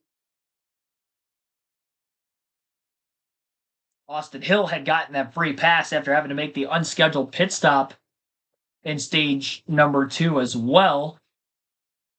And as far as Austin Hill, he is back up to 15th since getting back to racing. But I believe he's down a set of tires. I don't think he took any there. Considering that he's making passes, he's up 8 spots already. So I believe Austin Hill has 1 set of tires left and the rest of the field has 2. Which could be very not so good if we get a lot of cautions late.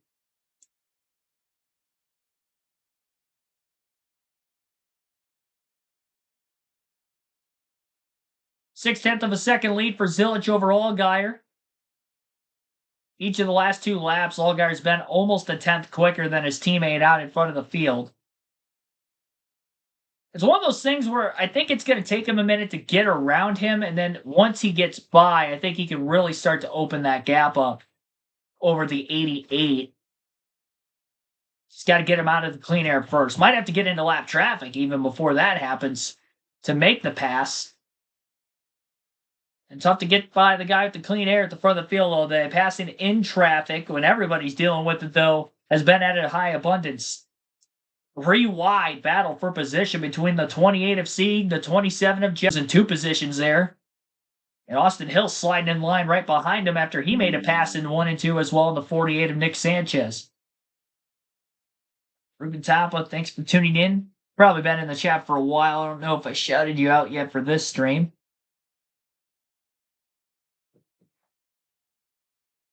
Allgaier has to improve this season to get that championship. Go for back-to-back? Yeah, we shall see.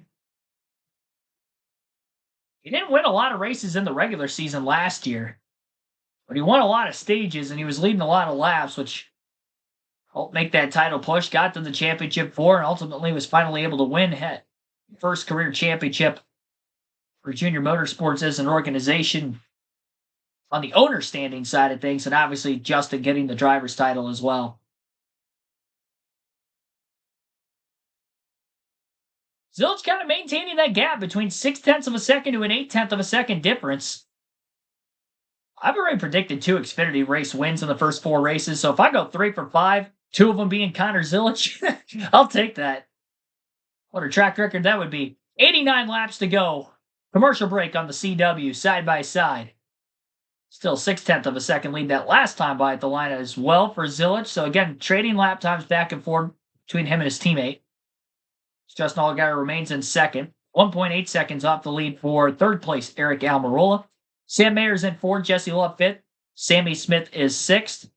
7th place Carson Quapple. Sheldon Creed 8th. Brandon Jones 9th. Ryan Sieg 10th.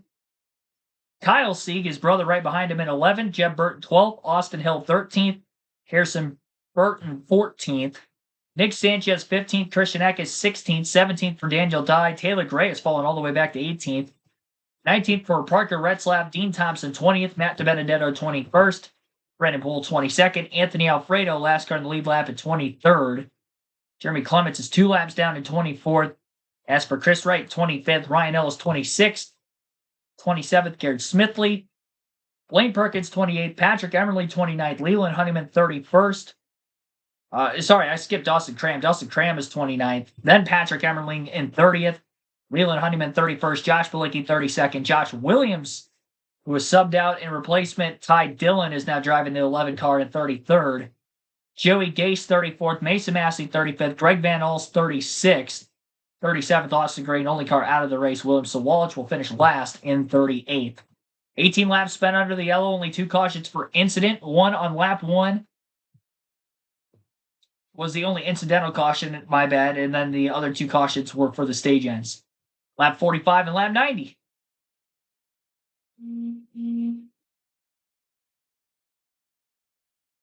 Allgaier still trying to chase Connor Zilic at the front of the field.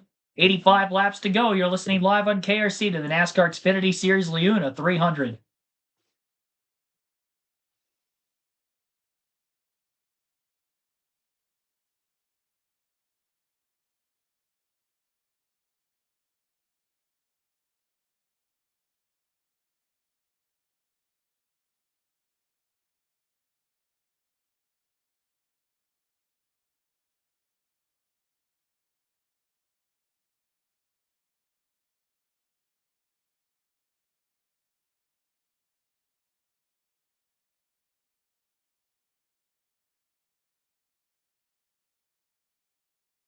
Just imagine, for Ty Dillon's sake, just getting that call.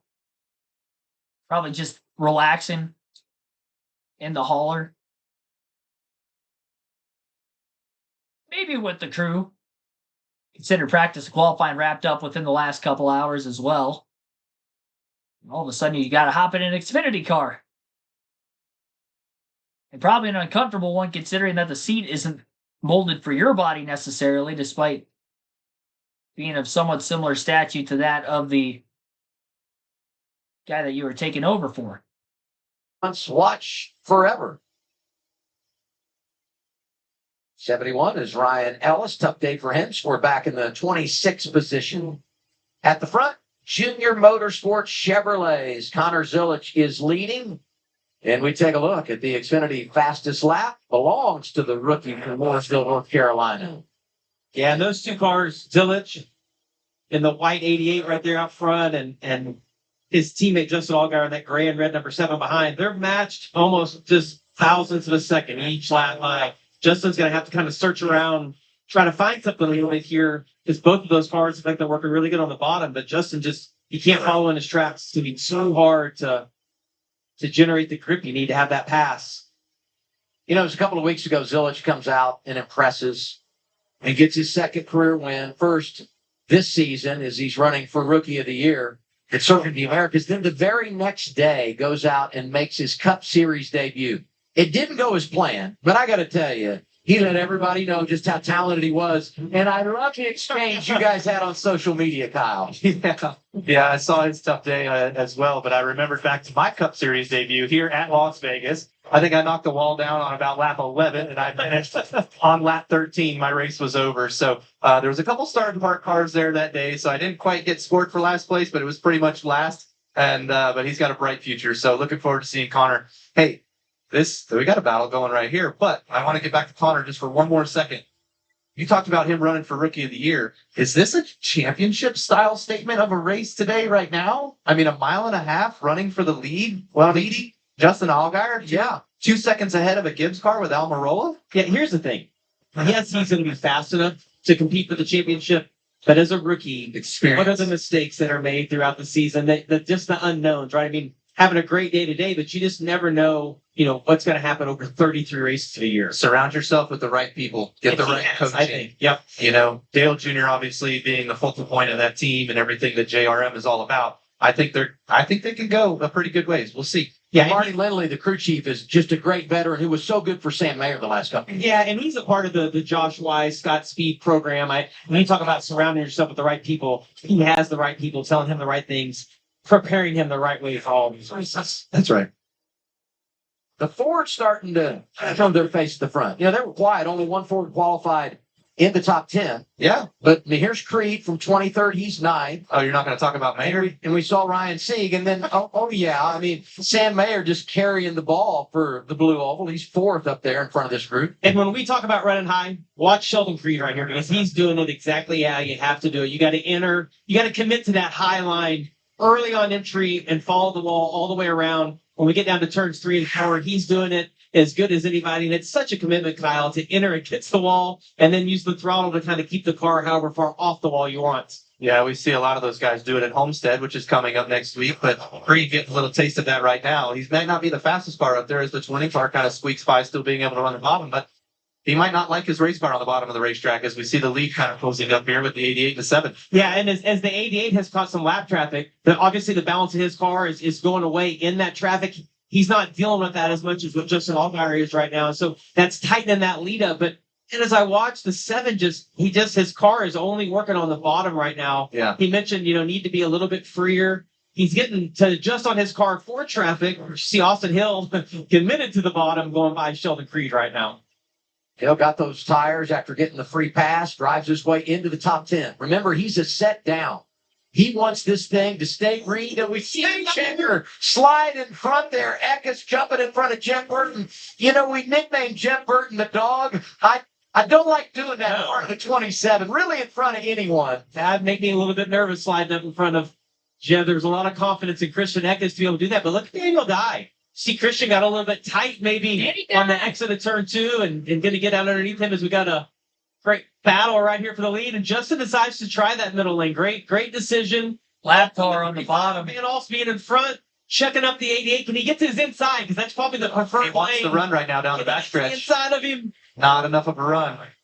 But you can't follow somebody when you're that close, so you have to venture away in order to get the clean air on your race car and try to make that time up in that second lane. I have found good success in that second lane. Sometimes I favor that one over the bottom lane because, as you see, the bottom lane gets rubbered up. Rubber on top of rubber is less grip, and so you're trying to find more grip, but really these guys love that bottom. And this is tremendous experience for Connor Zilic. You talk about him surrounding himself with the right people. Well, they can't teach you this. You have to get in traffic, feel that, what does my car do? Am I getting loose? Am I getting tight when I'm in traffic? And he's got the guy with the most experience in the field right behind him in that gray and red number 7, Justin Allgaier. Missed the bottom. 88. Yep. Oh, he missed the bottom. Going to slide up. You see the 7. Steady Eddie going to get to his inside. No margin for error when you're racing Allgaier at this place. The 7. window open, and here comes Justin Allgaier driving by to the inside. 7 is back on point, but not so fast. Wow. 88 just bunches of power in that outside. He's so strong in that second line. Justin kind of babied it in there to make sure he can stay on the bottom, and Connor's like, hell, I'm going to sail it up in here. Who cares? Hopefully it sticks. Yeah, exactly. I was like, I saw him run that second lane, and he made that second lane work. I'm like, well, maybe the second lane will work for you. Get off. Go. Try it. Get up there. Oh, he's struggling in 3 and 4 though. Yeah, here we go. Another battle down the front straightaway. The 7 leads that lap again. Traffic here going to make a play. And this time you might be able to finish the deal. Yep, traps Connor Zilic in behind the 14, a lap car of Garrett Smithley. And Justin Allgaier is back in control of the race. But I thought we were going to get a little crossover there. Zilic couldn't make it work. Run lane 2, 88. Oh, don't follow the wake. Come on, buddy. Good racing between these two teammates, though. Yeah, and it's tremendous experience, as I was saying, for Connor. You just can't buy that. You have to experience it on your own, and he's getting a real education today and taking it all in. 71 laps to go. In the next 15 laps or so, 10 to 15, probably going to see some green flag pit stops. Justin Allgaier back in front. Yeah, fuel window definitely opens up here pretty soon to make it to the end. We haven't had a caution for incident since lap 1, and obviously restarted with about 102 laps to go at stage 3. So with where we're at right now, about 31 laps into this green flag run, a lot of these drivers might try to split this thing more in half. So I'd probably lean towards more the 15 side of things, on seeing exactly when drivers are going to pit.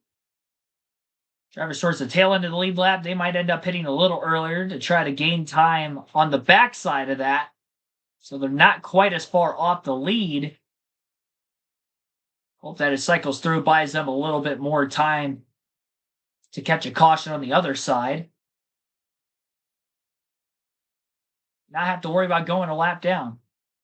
Justin Allgaier taking the race lead back about 2.5 to 3 laps ago from taking the lead on the last restart from Eric Almirola. Almirola, by the way, he is in third this entire time. He's 1.2 seconds off the lead. That last lap, Almirola was about 0.2 quicker than the 88 and the 7 in front of him. So with over 30 laps on their tires, was he letting the 7 and the 88 push hard, battle each other just enough to now try to gain ground and have a chance to put himself in the lead before we get to the pit stops? That could end the race. It could be the final stop if this is green all the way to the finish. The longest green flag run then by technicality would have been just under 40 laps back at stage 1. So we're already getting pretty close to that mark with where we're currently at. We haven't seen more than 40 laps on any sets of tires. It's very well possible Connor Zilic is finally starting to lose the tires on his car after pushing so hard early in the run just to get to the lead. Now that he's lost it, he's struggling more in lap traffic as well. Could be going backwards. It's over a 4-second gap between third and fourth, so he'll probably settle in third place for quite some time. Sam Mayer's not going to be right there looking to pass him immediately, at least. Tim Brown, thanks for tuning in also. Give you the quick shout out. If you are listening here, be sure to hit the like button. Got 48. We're 2 away from our goal of 50. But let's not only get to the goal, try to surpass it by quite a bit as well. We did get to our goal during the first stream earlier today. And I think we did get it during the truck race last night also. I think we ended up with about 68 or so in that one out of the goal of 50. Almirola within about half a second behind Zilic. 1 lap car between those two as of right now.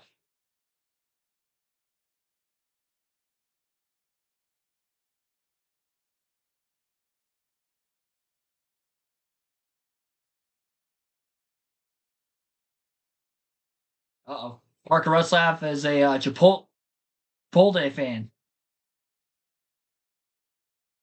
I'm not going to lie, I don't really care much for Chipotle, and that might, Chipotle. Better pronounce it right. Guys get mad at me for that in the chat, too. I don't know, the rest of my family likes it. I don't care too much for it. I'm not really big on like these fast food style like Mexican places, Mexican restaurants. I'd rather get the authentic stuff. I grew up with a friend of mine, going to his house quite often during the summertime, and his mom would make authentic Mexican food. So kind of growing up with something like that, I have something like a Taco Bell, and I don't really care to go back. I haven't even been to Taco Bell in years either. That's my 2 cents. That's my talk about Mexican food for the stream today. Connor Zilic has done a great job trying to hold his own on that outside lane, especially in turns 1 and 2. Almirola almost got to the inside, off the exit of the corner to be able to side draft on that left rear corner panel. Zilic's not as strong in 3 and 4, especially when running down on the white line of the racetrack. And Almirola will get by him for second place that time.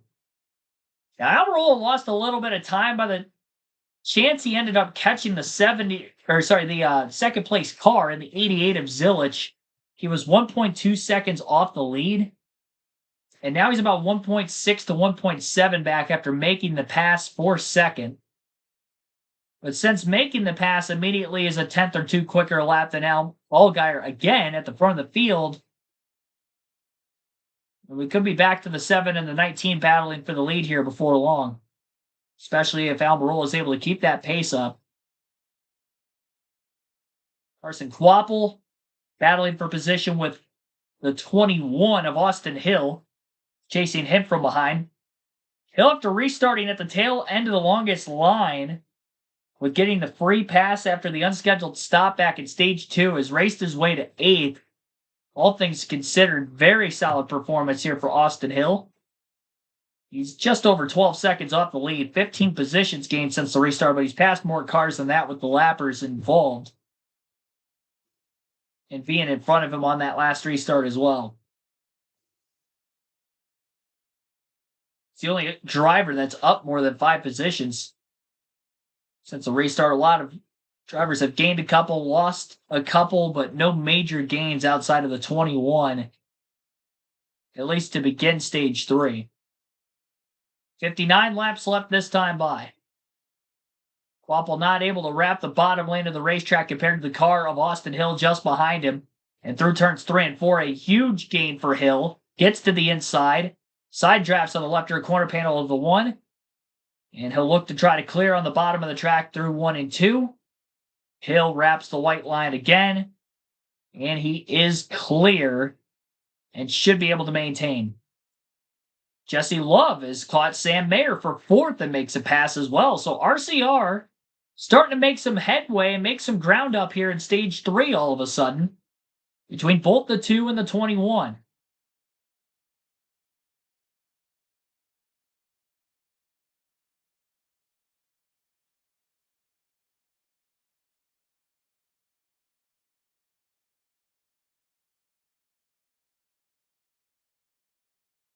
Never had it, rather cook it home. All right, well, at least we have some people on my side. My sister goes there quite often. I think it's a popular trend amongst young people in this day and age. Just not for myself included. Less than a second off the lead now at the front of the field for Almirola. 9/10 back. Last time by at the line. Again, pretty consistently about a 10th quicker a lap. Last time it was a 32.581 for Almirola. 32.6 for Allgaier. And we're about halfway through this stage, so we should start to see pit stops. And Sam Mayer's Pit road when they get ready to make it here as we have green flag stop starting. First one to come down. Mexico Road.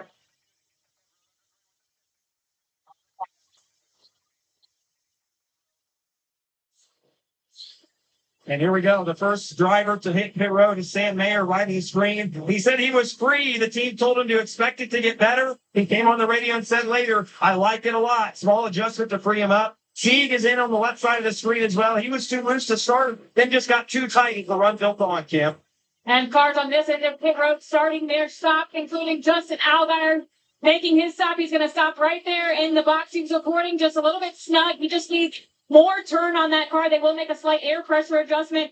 Looks like a pretty routine stop, maybe a little slow on the right. 4 fresh Goodyear tires, Sunoco fuel. You see Eric Almirola. He just said he was tight. The long run did not come to life. Said he just felt bound up. Apologized to his guys as they continue that stop. Jesse Love on the right side of your screen. He has had a great rebound after an early pit road penalty. Again, another car that's reporting tight conditions late in the race here at Vegas. The advantage when the cycle began.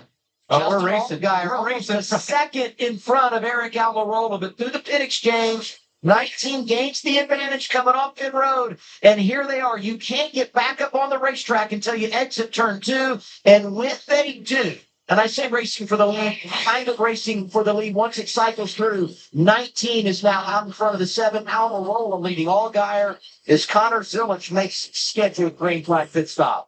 That pass was made in 2 spots. One, Almirola doing a better job getting to pit road from the entry to turn 3 to the timing line, the first timing line on turn 4 on pit road.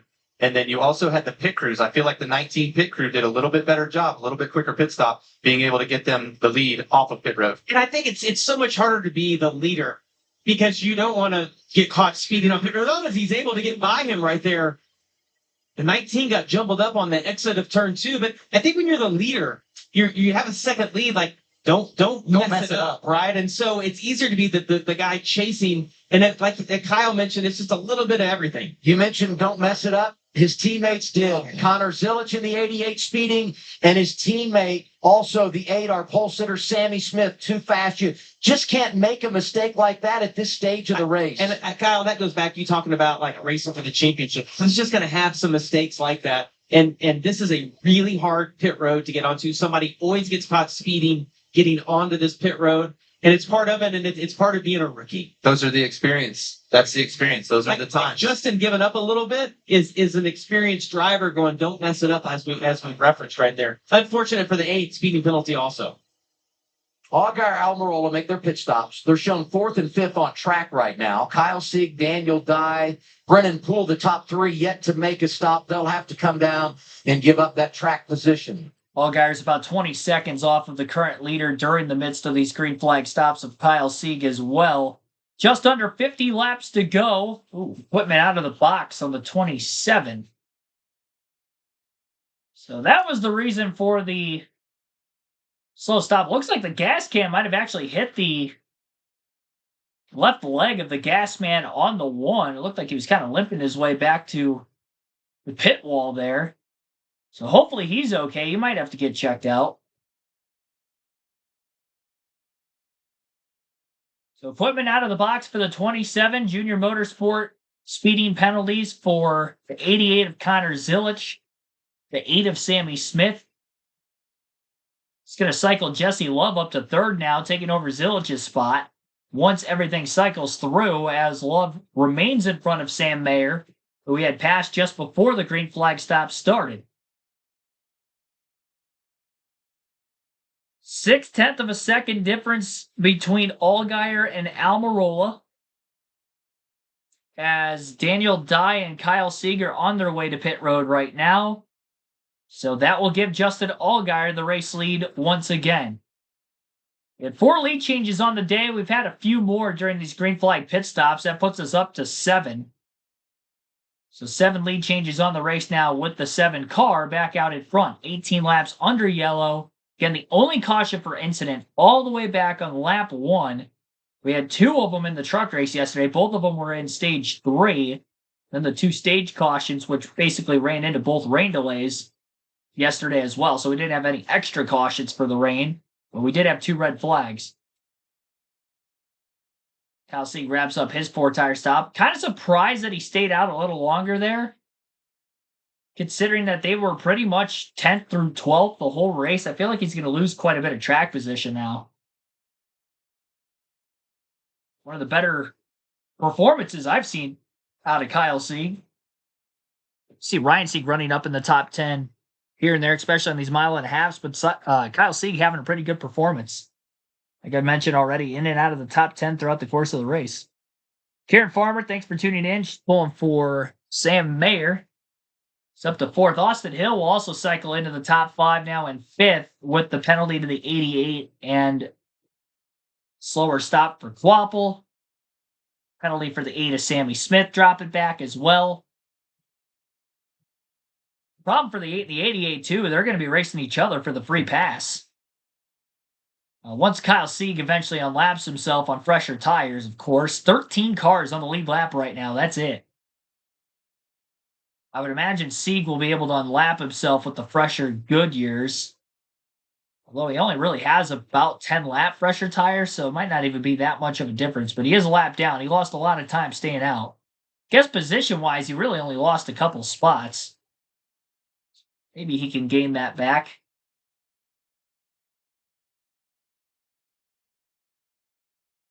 Connor Zilich, because he was closer to the very front of the field, he is still on the lead lap, not by much. He actually just passed Eckes for 12th. Where Sammy Smith is a lap down, hoping that Kyle Sieg laps himself pretty soon. But even if he does, Christian Eckes is about to go lap down pretty quickly. He's getting ran down by the couple of leaders behind him of Allgaier and Almirola. Will we see our 5th different winner in the first 5 races of this NASCAR Xfinity Series season? We'll have to wait and see. We'll go through the full field running order here quickly first. And Justin Allgaier is out in front. Eric Almirola in 2nd. Jesse Love is in 3rd. Sam Mayer 4th. Austin Hill 5th. Brandon Jones in 6th. 7th place, Carson Quapple. Ryan Sieg 8th. Sheldon Creed 9th. Taylor Gray is 10th. Harrison Burton 11th. 12th for Connor Zilich. Christian Eckes 13th. Kyle Sieg, first car lap down in 14th now. Still, I should say. Sammy Smith 15th. 16th for Daniel Dye. Matt DiBenedetto 17th. Dean Thompson 18th. Anthony Alfredo 19th. Nick Sanchez 20th. Mark Rutzlap 21st. Brennan Poole 22nd. 23rd for Jeb Burton. Jeremy Clements, 24th. Chris Wright, 25th. Blaine Perkins, 26th. Ryan Ellis, 27th. 28th. Garrett Smithley. Leland Honeyman, 29th. Patrick Emmerling, 30th. 31st. Ty Dillon subbing for Josh Williams. Josh Balicki behind him in 32nd. Dawson Cram, 33rd. Joey Gase, 34th. Greg Van Alst, 35th. Austin Green, 36th. Mason Massey pulled off the track here in the final stage. He's 46 laps down in 37th. William Sawalich, again, was that lap 1 incident and the reason for the caution. The only incidental yellow of the race. Fortunately, did not complete a lap. 18 positions gained since the restart for Austin Hill to get to 5th place. No, he doesn't have another set of fresh tires the rest of the race because of the unscheduled stop at stage 2. So in the event, if we get a caution late, he's going to have to stay out and or take scuffs. But either way, he's definitely not going to probably stay up in the top 5. He's probably going to fall back quite a bit on the next restart. Tough break there for Austin Hill if that were to happen. What? I mean, we haven't had a caution since lap 1 for an incident. So we could go these final 40 laps green to the end still. You just never know. Our race leader has a 1.7 second advantage, Allgaier over Almirola. 11 seconds back to the 3rd place car of Jesse Love. 12.2 seconds back is Sam Mayer in 4th. Austin Hill, 14.7 seconds off the lead in 5th. So that's the top 5, the intervals between them. 39 laps to go. Christian Eckes in 16th is about to go a lap down. And he is in 12th, so only 11 cars on the lead lap here at Las Vegas. Lap times between the 7 and the 19. The 7 that last lap, faster, 31.861 to Almirola's 31.986. We'll take another quick break here. You're listening live on KRC to the NASCAR Xfinity Series LiUNA 300 at Las Vegas.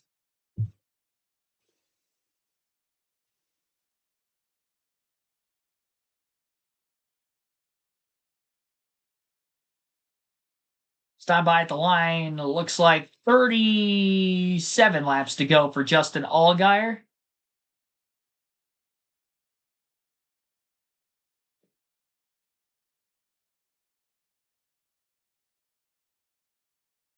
Definitely a simple race here between the 7 and the 19. In the event that it does stay green. Which has pretty much been the battle between these two all day. For a short while, Connor Zilic was in consideration, but then after the speeding penalty, where he probably would have only been a couple seconds off the lead in 3rd, now he's towards the tail end of the lead lap. In fact, I think he's the last car on the lead lap in 11th.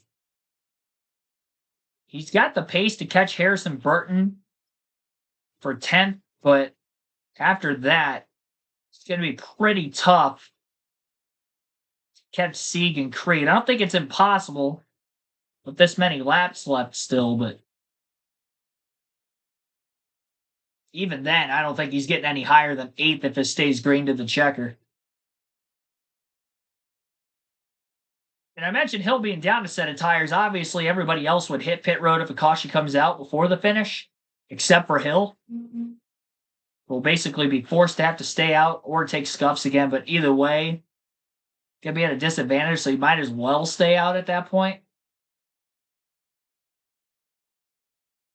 Because even with all the green flag racing we have had, his scuffs have to have at least 20 laps on him. It's not like it's a short stint by any means. Guess it might be better than the tires he has on it, but yeah, he's hoping this stays green so he can get that top 5. Looking at the lap time, Sam Mayer a little bit quicker than Jesse Love that last time. He's still 2.5 behind him. He was only a couple hundredths of a second quicker. And same actually can be said for Austin Hill back in 5th as well. Randy Jones has cycled to 6th. Race high position-wise for him.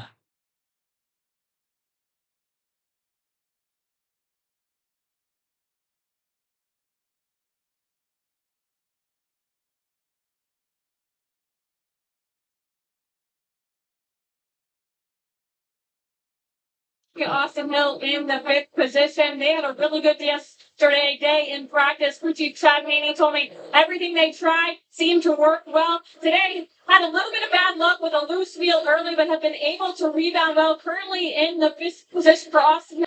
Here at the end to maybe get a top 3 is the speed that Chad felt they had here at Vegas, Dylan. Brandon Jones started 35th. He's plus 29 on the day as he rides in 6th right now. 2 good weeks in a row after an abysmal start to the season. The setup they've got in their race car is similar to John Hunter Nemechek's car, which won the spring race here last year. So they knew even though they had their hands tied behind their back at the start, they had a good race car. The message to Brandon was at the start, just go where they are. And now here at the end, it just make the tires live. They've got a good long run car, just trying to finish this off with a strong result today, Kim. And for rookie Carson Quapple, currently running in the 7th position, this is actually the site of his dad Travis's last Truck Series win. I asked Carson if he remembered anything. He said, I don't remember my dad's successes, but he said his dad has no problem reminding him when he's won a race at a track that Carson is currently running. Carson, though, there might be a little bit of trouble. Take a listen to the radio. So we have that pan out on our field guy. We're getting it for the full 3 hours short. So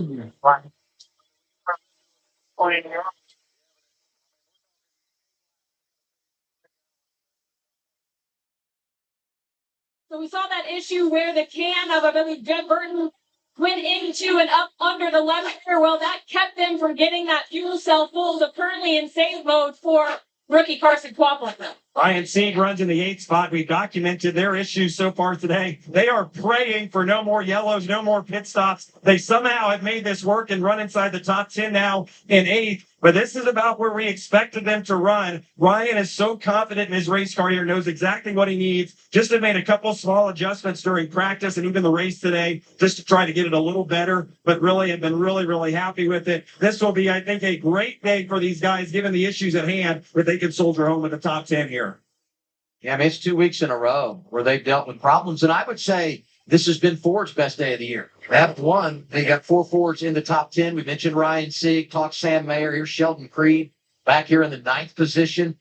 They have not had the day probably that they wanted expectation-wise coming in from 23rd to 9th. If they can get another top 10 finish, it helps in the point situation early. And Harrison Burton continues following. Yeah, and what sticks out to me, Adam, is that all those Fords are kind of grouped together right now. You know, all those cars are out of the Haas factory camp, and so they all have probably a similar setup in, and they're all running about the same. But Harrison Burton started back in 18th and has moved his way up steadily all day long. We spoke with him yesterday. Really excited about where this team is right now and what they've been able to do. Well, in AM Racing last year, 2 top 10s all year. This will be their 3rd of the season today if Harrison can hang on. And also want to point out Connor Zilic. Despite the speeding penalty, he's been able to stay on the lead lap. So I would say both he and his teammate, the one of Carson Quapple, they want a caution, right? Come down, tighten up the field, get a pit stop, get those tires. Austin Hill says, no, we want to run this thing out. So everybody thinking something different here in these last 25 laps or so. It is. It's just going to be a way of how the race plays out and seeing what happens naturally and seeing what's maybe traffic playing a little bit of a role here with the 7-car speed. But honestly, you know, with him running the bottom as much as he's always run the bottom today, it seems as though the lap cars are giving way nicely. So I can't say that it might just be Almirola, that long run speed. We'll see if he can gain that second difference that he's back right now to close that gap. And He's getting fairly fine to go. And the one thing to keep in mind is that the leader always gets raced harder. You know, when you're lapping cars, they always race you harder than they do the second place guy. Justin, I think, was just bottled up in traffic for those few laps. As I've been watching those times, they're kind of going neck and neck, lap for lap. It just depends on who's in traffic and who's not. Taylor Gray has been brilliant today, right? A lot of time in the top 10, qualified up front. They had a safety violation when they made their green flag pit stop, and then a loose wheel had to come down and make another unscheduled stop. So he finds himself a couple of laps down and not going to get the finish. They deserve 2 in a row for him in Las Vegas. He came here last fall and got caught up on that restart when they crashed beginning the final stage and didn't get the payoff. 71 off the pace. That's Ryan Ellis.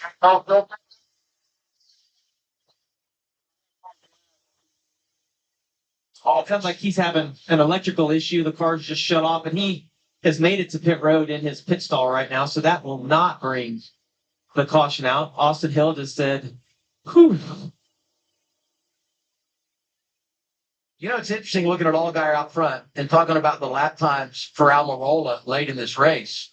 I was down there talking to the 19 team today, and they felt like last week, ultimately the caution came out, right? So you win it in overtime. But they felt like if the caution hadn't come out late last week, that maybe they could have driven up there and had something for So the you're seventh talking- Allgaier. You're talking last week, is it this week, Yeah, like right and, now? And then, like now, here they are again in this same situation, and there is no doubt he is gaining ground. Yeah, he was on 22 2 And he's gaining it fast off the exit of turn 2. Eric Almirola's closed the gap down to 0.6 of a second on Justin Allgaier in a relatively short amount of time. Allgaier, his car is just not handled well when coming up off the bottom line in the racetrack, and as he has to manipulate his way around lap cars, he had to alter his line again through 3 and 4. Couldn't run the bottom of the track that last time either. Got Ty Dillon in the 11 car staying to the outside, Justin able to get back down to the white line. As Almirola closes the gap on the 7, he's going to end up having to alter his line as well. Though I do believe the 19 has been better, especially than the 7 in that middle to upper groove. I continue to stay the same here.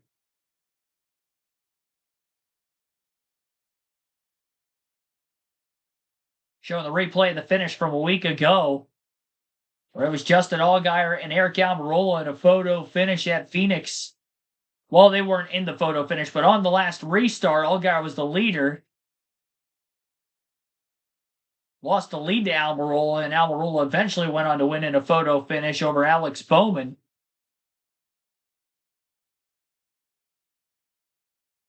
Still 19 laps to go. It's going to be an awfully long time and a hard job for Justin Allgaier to be able to hold this 19 car off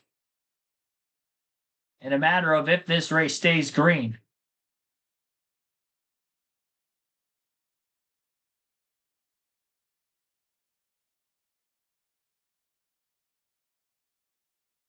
Almirola continues to close.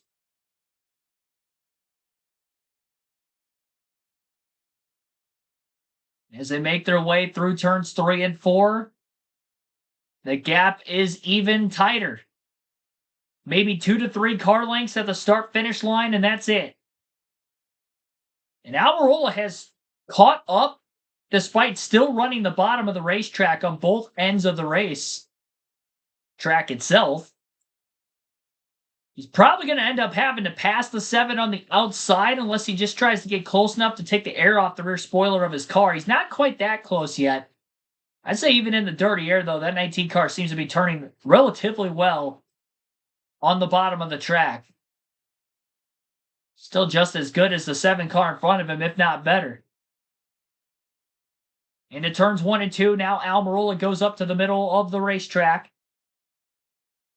Allgaier from the bottom slides up right in front of him. Almirola trying to use a little bit of extra straightaway speed down the back. Tries to beat the 7 down to the bottom. Will drive it in harder on corner entry.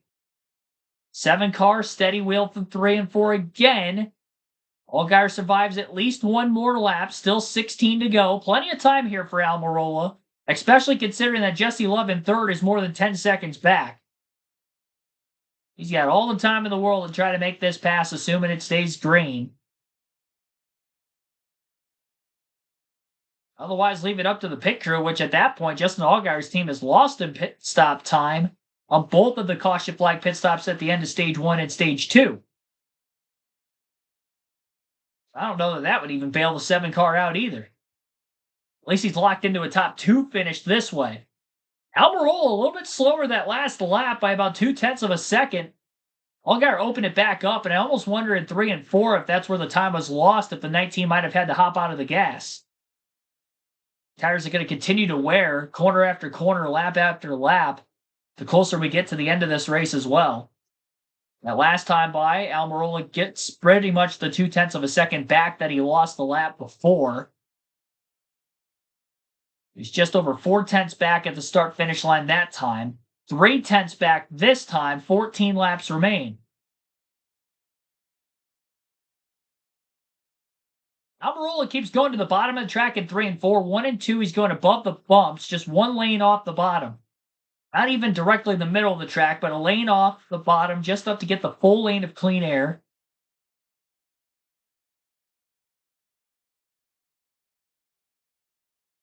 And when he goes to the bottom of the track at 3 and 4, it looks like he's trying to drive it in flatter on the entry so he can get clear on the nose more in the first half of the corner. Obviously, in doing so, he's definitely not able to carry anywhere near as much speed through the middle of the turn to that of the 7.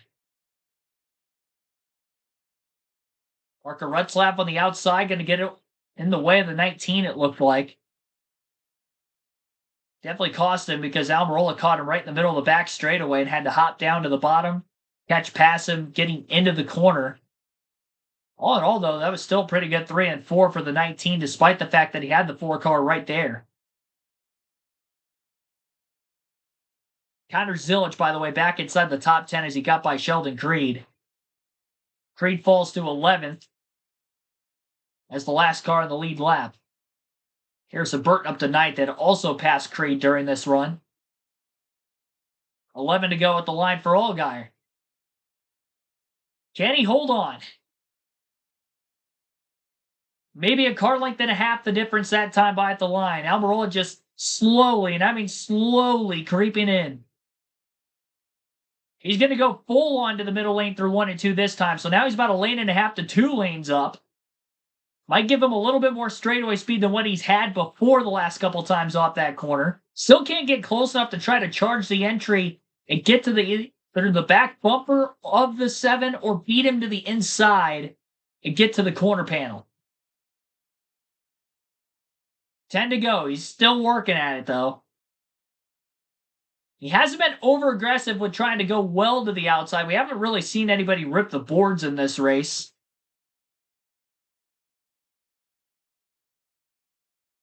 We have seen the few and far between times somebody does try to go up there. It does seem like they lose time. Almirola actually tried to do that in stage 1. Now he goes to the wall in 3 and 4. I guess if you're going to try it now, see if it works with 10 to go, so that way you know in the last lap or two if it's going to work or not, and he loses time again. You definitely tell the 19 is quicker. But the 7 has the track position, and he has earned that through getting by Almirola on the short side of this run, building a lead, and now just trying to manage the gap he has back to the 19 car, which has been within about 4 to 5 car lengths for about the last dozen laps now. Carson Kvapil light on fuel. Tough break for that kid, man. 3 weeks in a row, he's running in the top 10, and in the final 10 laps have to pit for an unscheduled stop. This time for fuel, nothing of his own doing, just a circumstance out of his control. He had a tire go down out of randomness in the final 10 laps last week, and then the contact on the restart with Zilic at Coda caused a tire rub in the final 5 laps of that race while running second and had to pit there. Came into this race 17th in points, so he's going to lose more ground. Be interesting to see where he shakes up in the finishing order. Looks like he's 17th as he's leaving the pits right now, still getting up to speed. 7 laps to go for the number 7. There's a few more lap cars that are not that far in front of the leaders. They're staying off the bottom lane of the racetrack, which is good for the 7. Now they're just going to go all the way to the bottom down the back straightaway. That's Garrett Smithley in the 14. Being very nice and letting the leaders race by. Almirola gains ground on the bottom lane through 3 and 4. When he's far enough behind the 7, he's able to gain ground on the inside. It's when he gets to within about 2 car lengths of him is when he's got to shift his line up.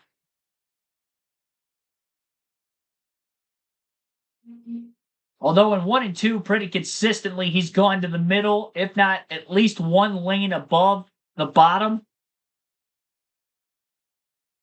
And he's been doing that pretty much since about 22 or 23 laps to go. Goes to the bottom again, wrapping the white line, 5 laps to go at the line. Nick Sanchez going to lose a lap. Off of turn 4 as the leaders get by him cleanly. Another lap car a little further up the way. Almirola trying to hang in the gas a little bit more through 1 and 2, and he actually made a lot bigger gain that time getting through that corner. You can definitely tell he was pushing even harder than he had several laps before. He's starting to run out of time. Because if he can't get closer than this 2-car length gap, it's going to be game over and he's not going to have a shot on the final lap. Unless a big mistake happens from the 7, which we have seen before. Just last week on that final restart. Overdrove it in turns 1 and 2 and allowed for the 19 to slip by. The 19 can try to beat him outright in 1 and 2 if he can just get through that corner better, run in the wider lane, get a slight bit of a run in the draft, whatever there would be in the draft, down the back straightaway. Up the racetrack through 3 and 4, again for Almirola. But he loses ground again. And a lot of it. 3 laps left. That might have opened the door up for Justin Allgaier, because now Almirola's 7/10 of a second off the lead. He's tried to go to the outside twice. He did it once back in stage 2 as well. All 3 times he lost quite a bit of ground. But now that it's so late in the race, I don't know that he's going to get any quicker. This is just desperation to try to get as close as he can. Taylor Gray in the 54 is going to catch up, and I don't think he's going to try to pass his teammate here of Eric Almirola. Wonder if he's going to try to help him. If he can give him a push from behind down the straightaways, maybe that creates an opportunity, but he still might be a little too far back. Almirola was slightly quicker than the 7 that last time.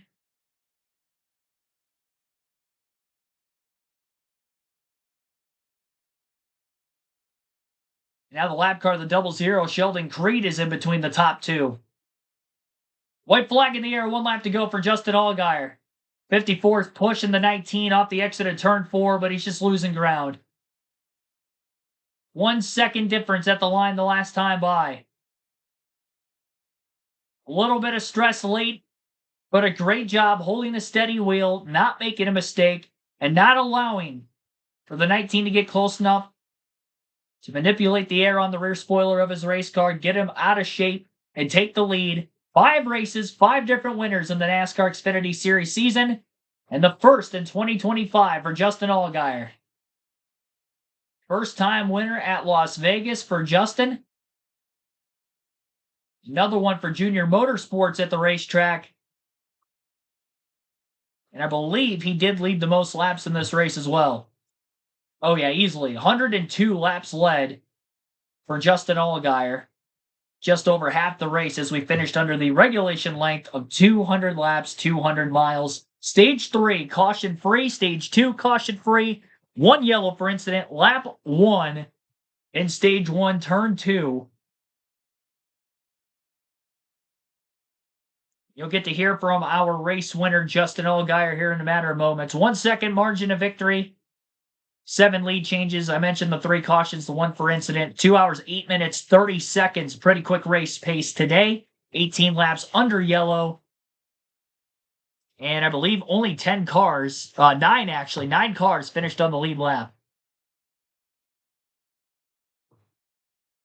As Creed got lapped with about 2 to go in 10th. Sydney Duncan, Georgia Hillbilly, thanks for tuning in.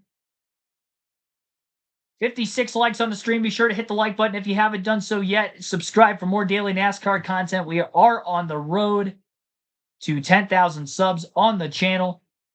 And if you're tapping out here before we get to the very end of the stream in the next couple of minutes, we'll be live at 3 p.m. Eastern tomorrow afternoon for the NASCAR Cup Series race at Las Vegas. Allgaier climbing out through the roof hatch, Michael Waltrip style, as he celebrates his win on the front stretch here at Las Vegas Motor Speedway.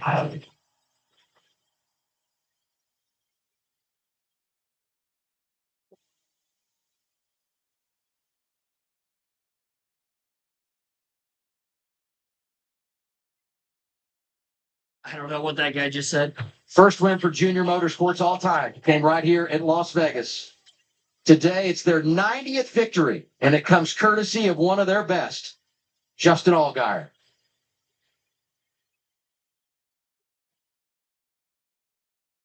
Hey.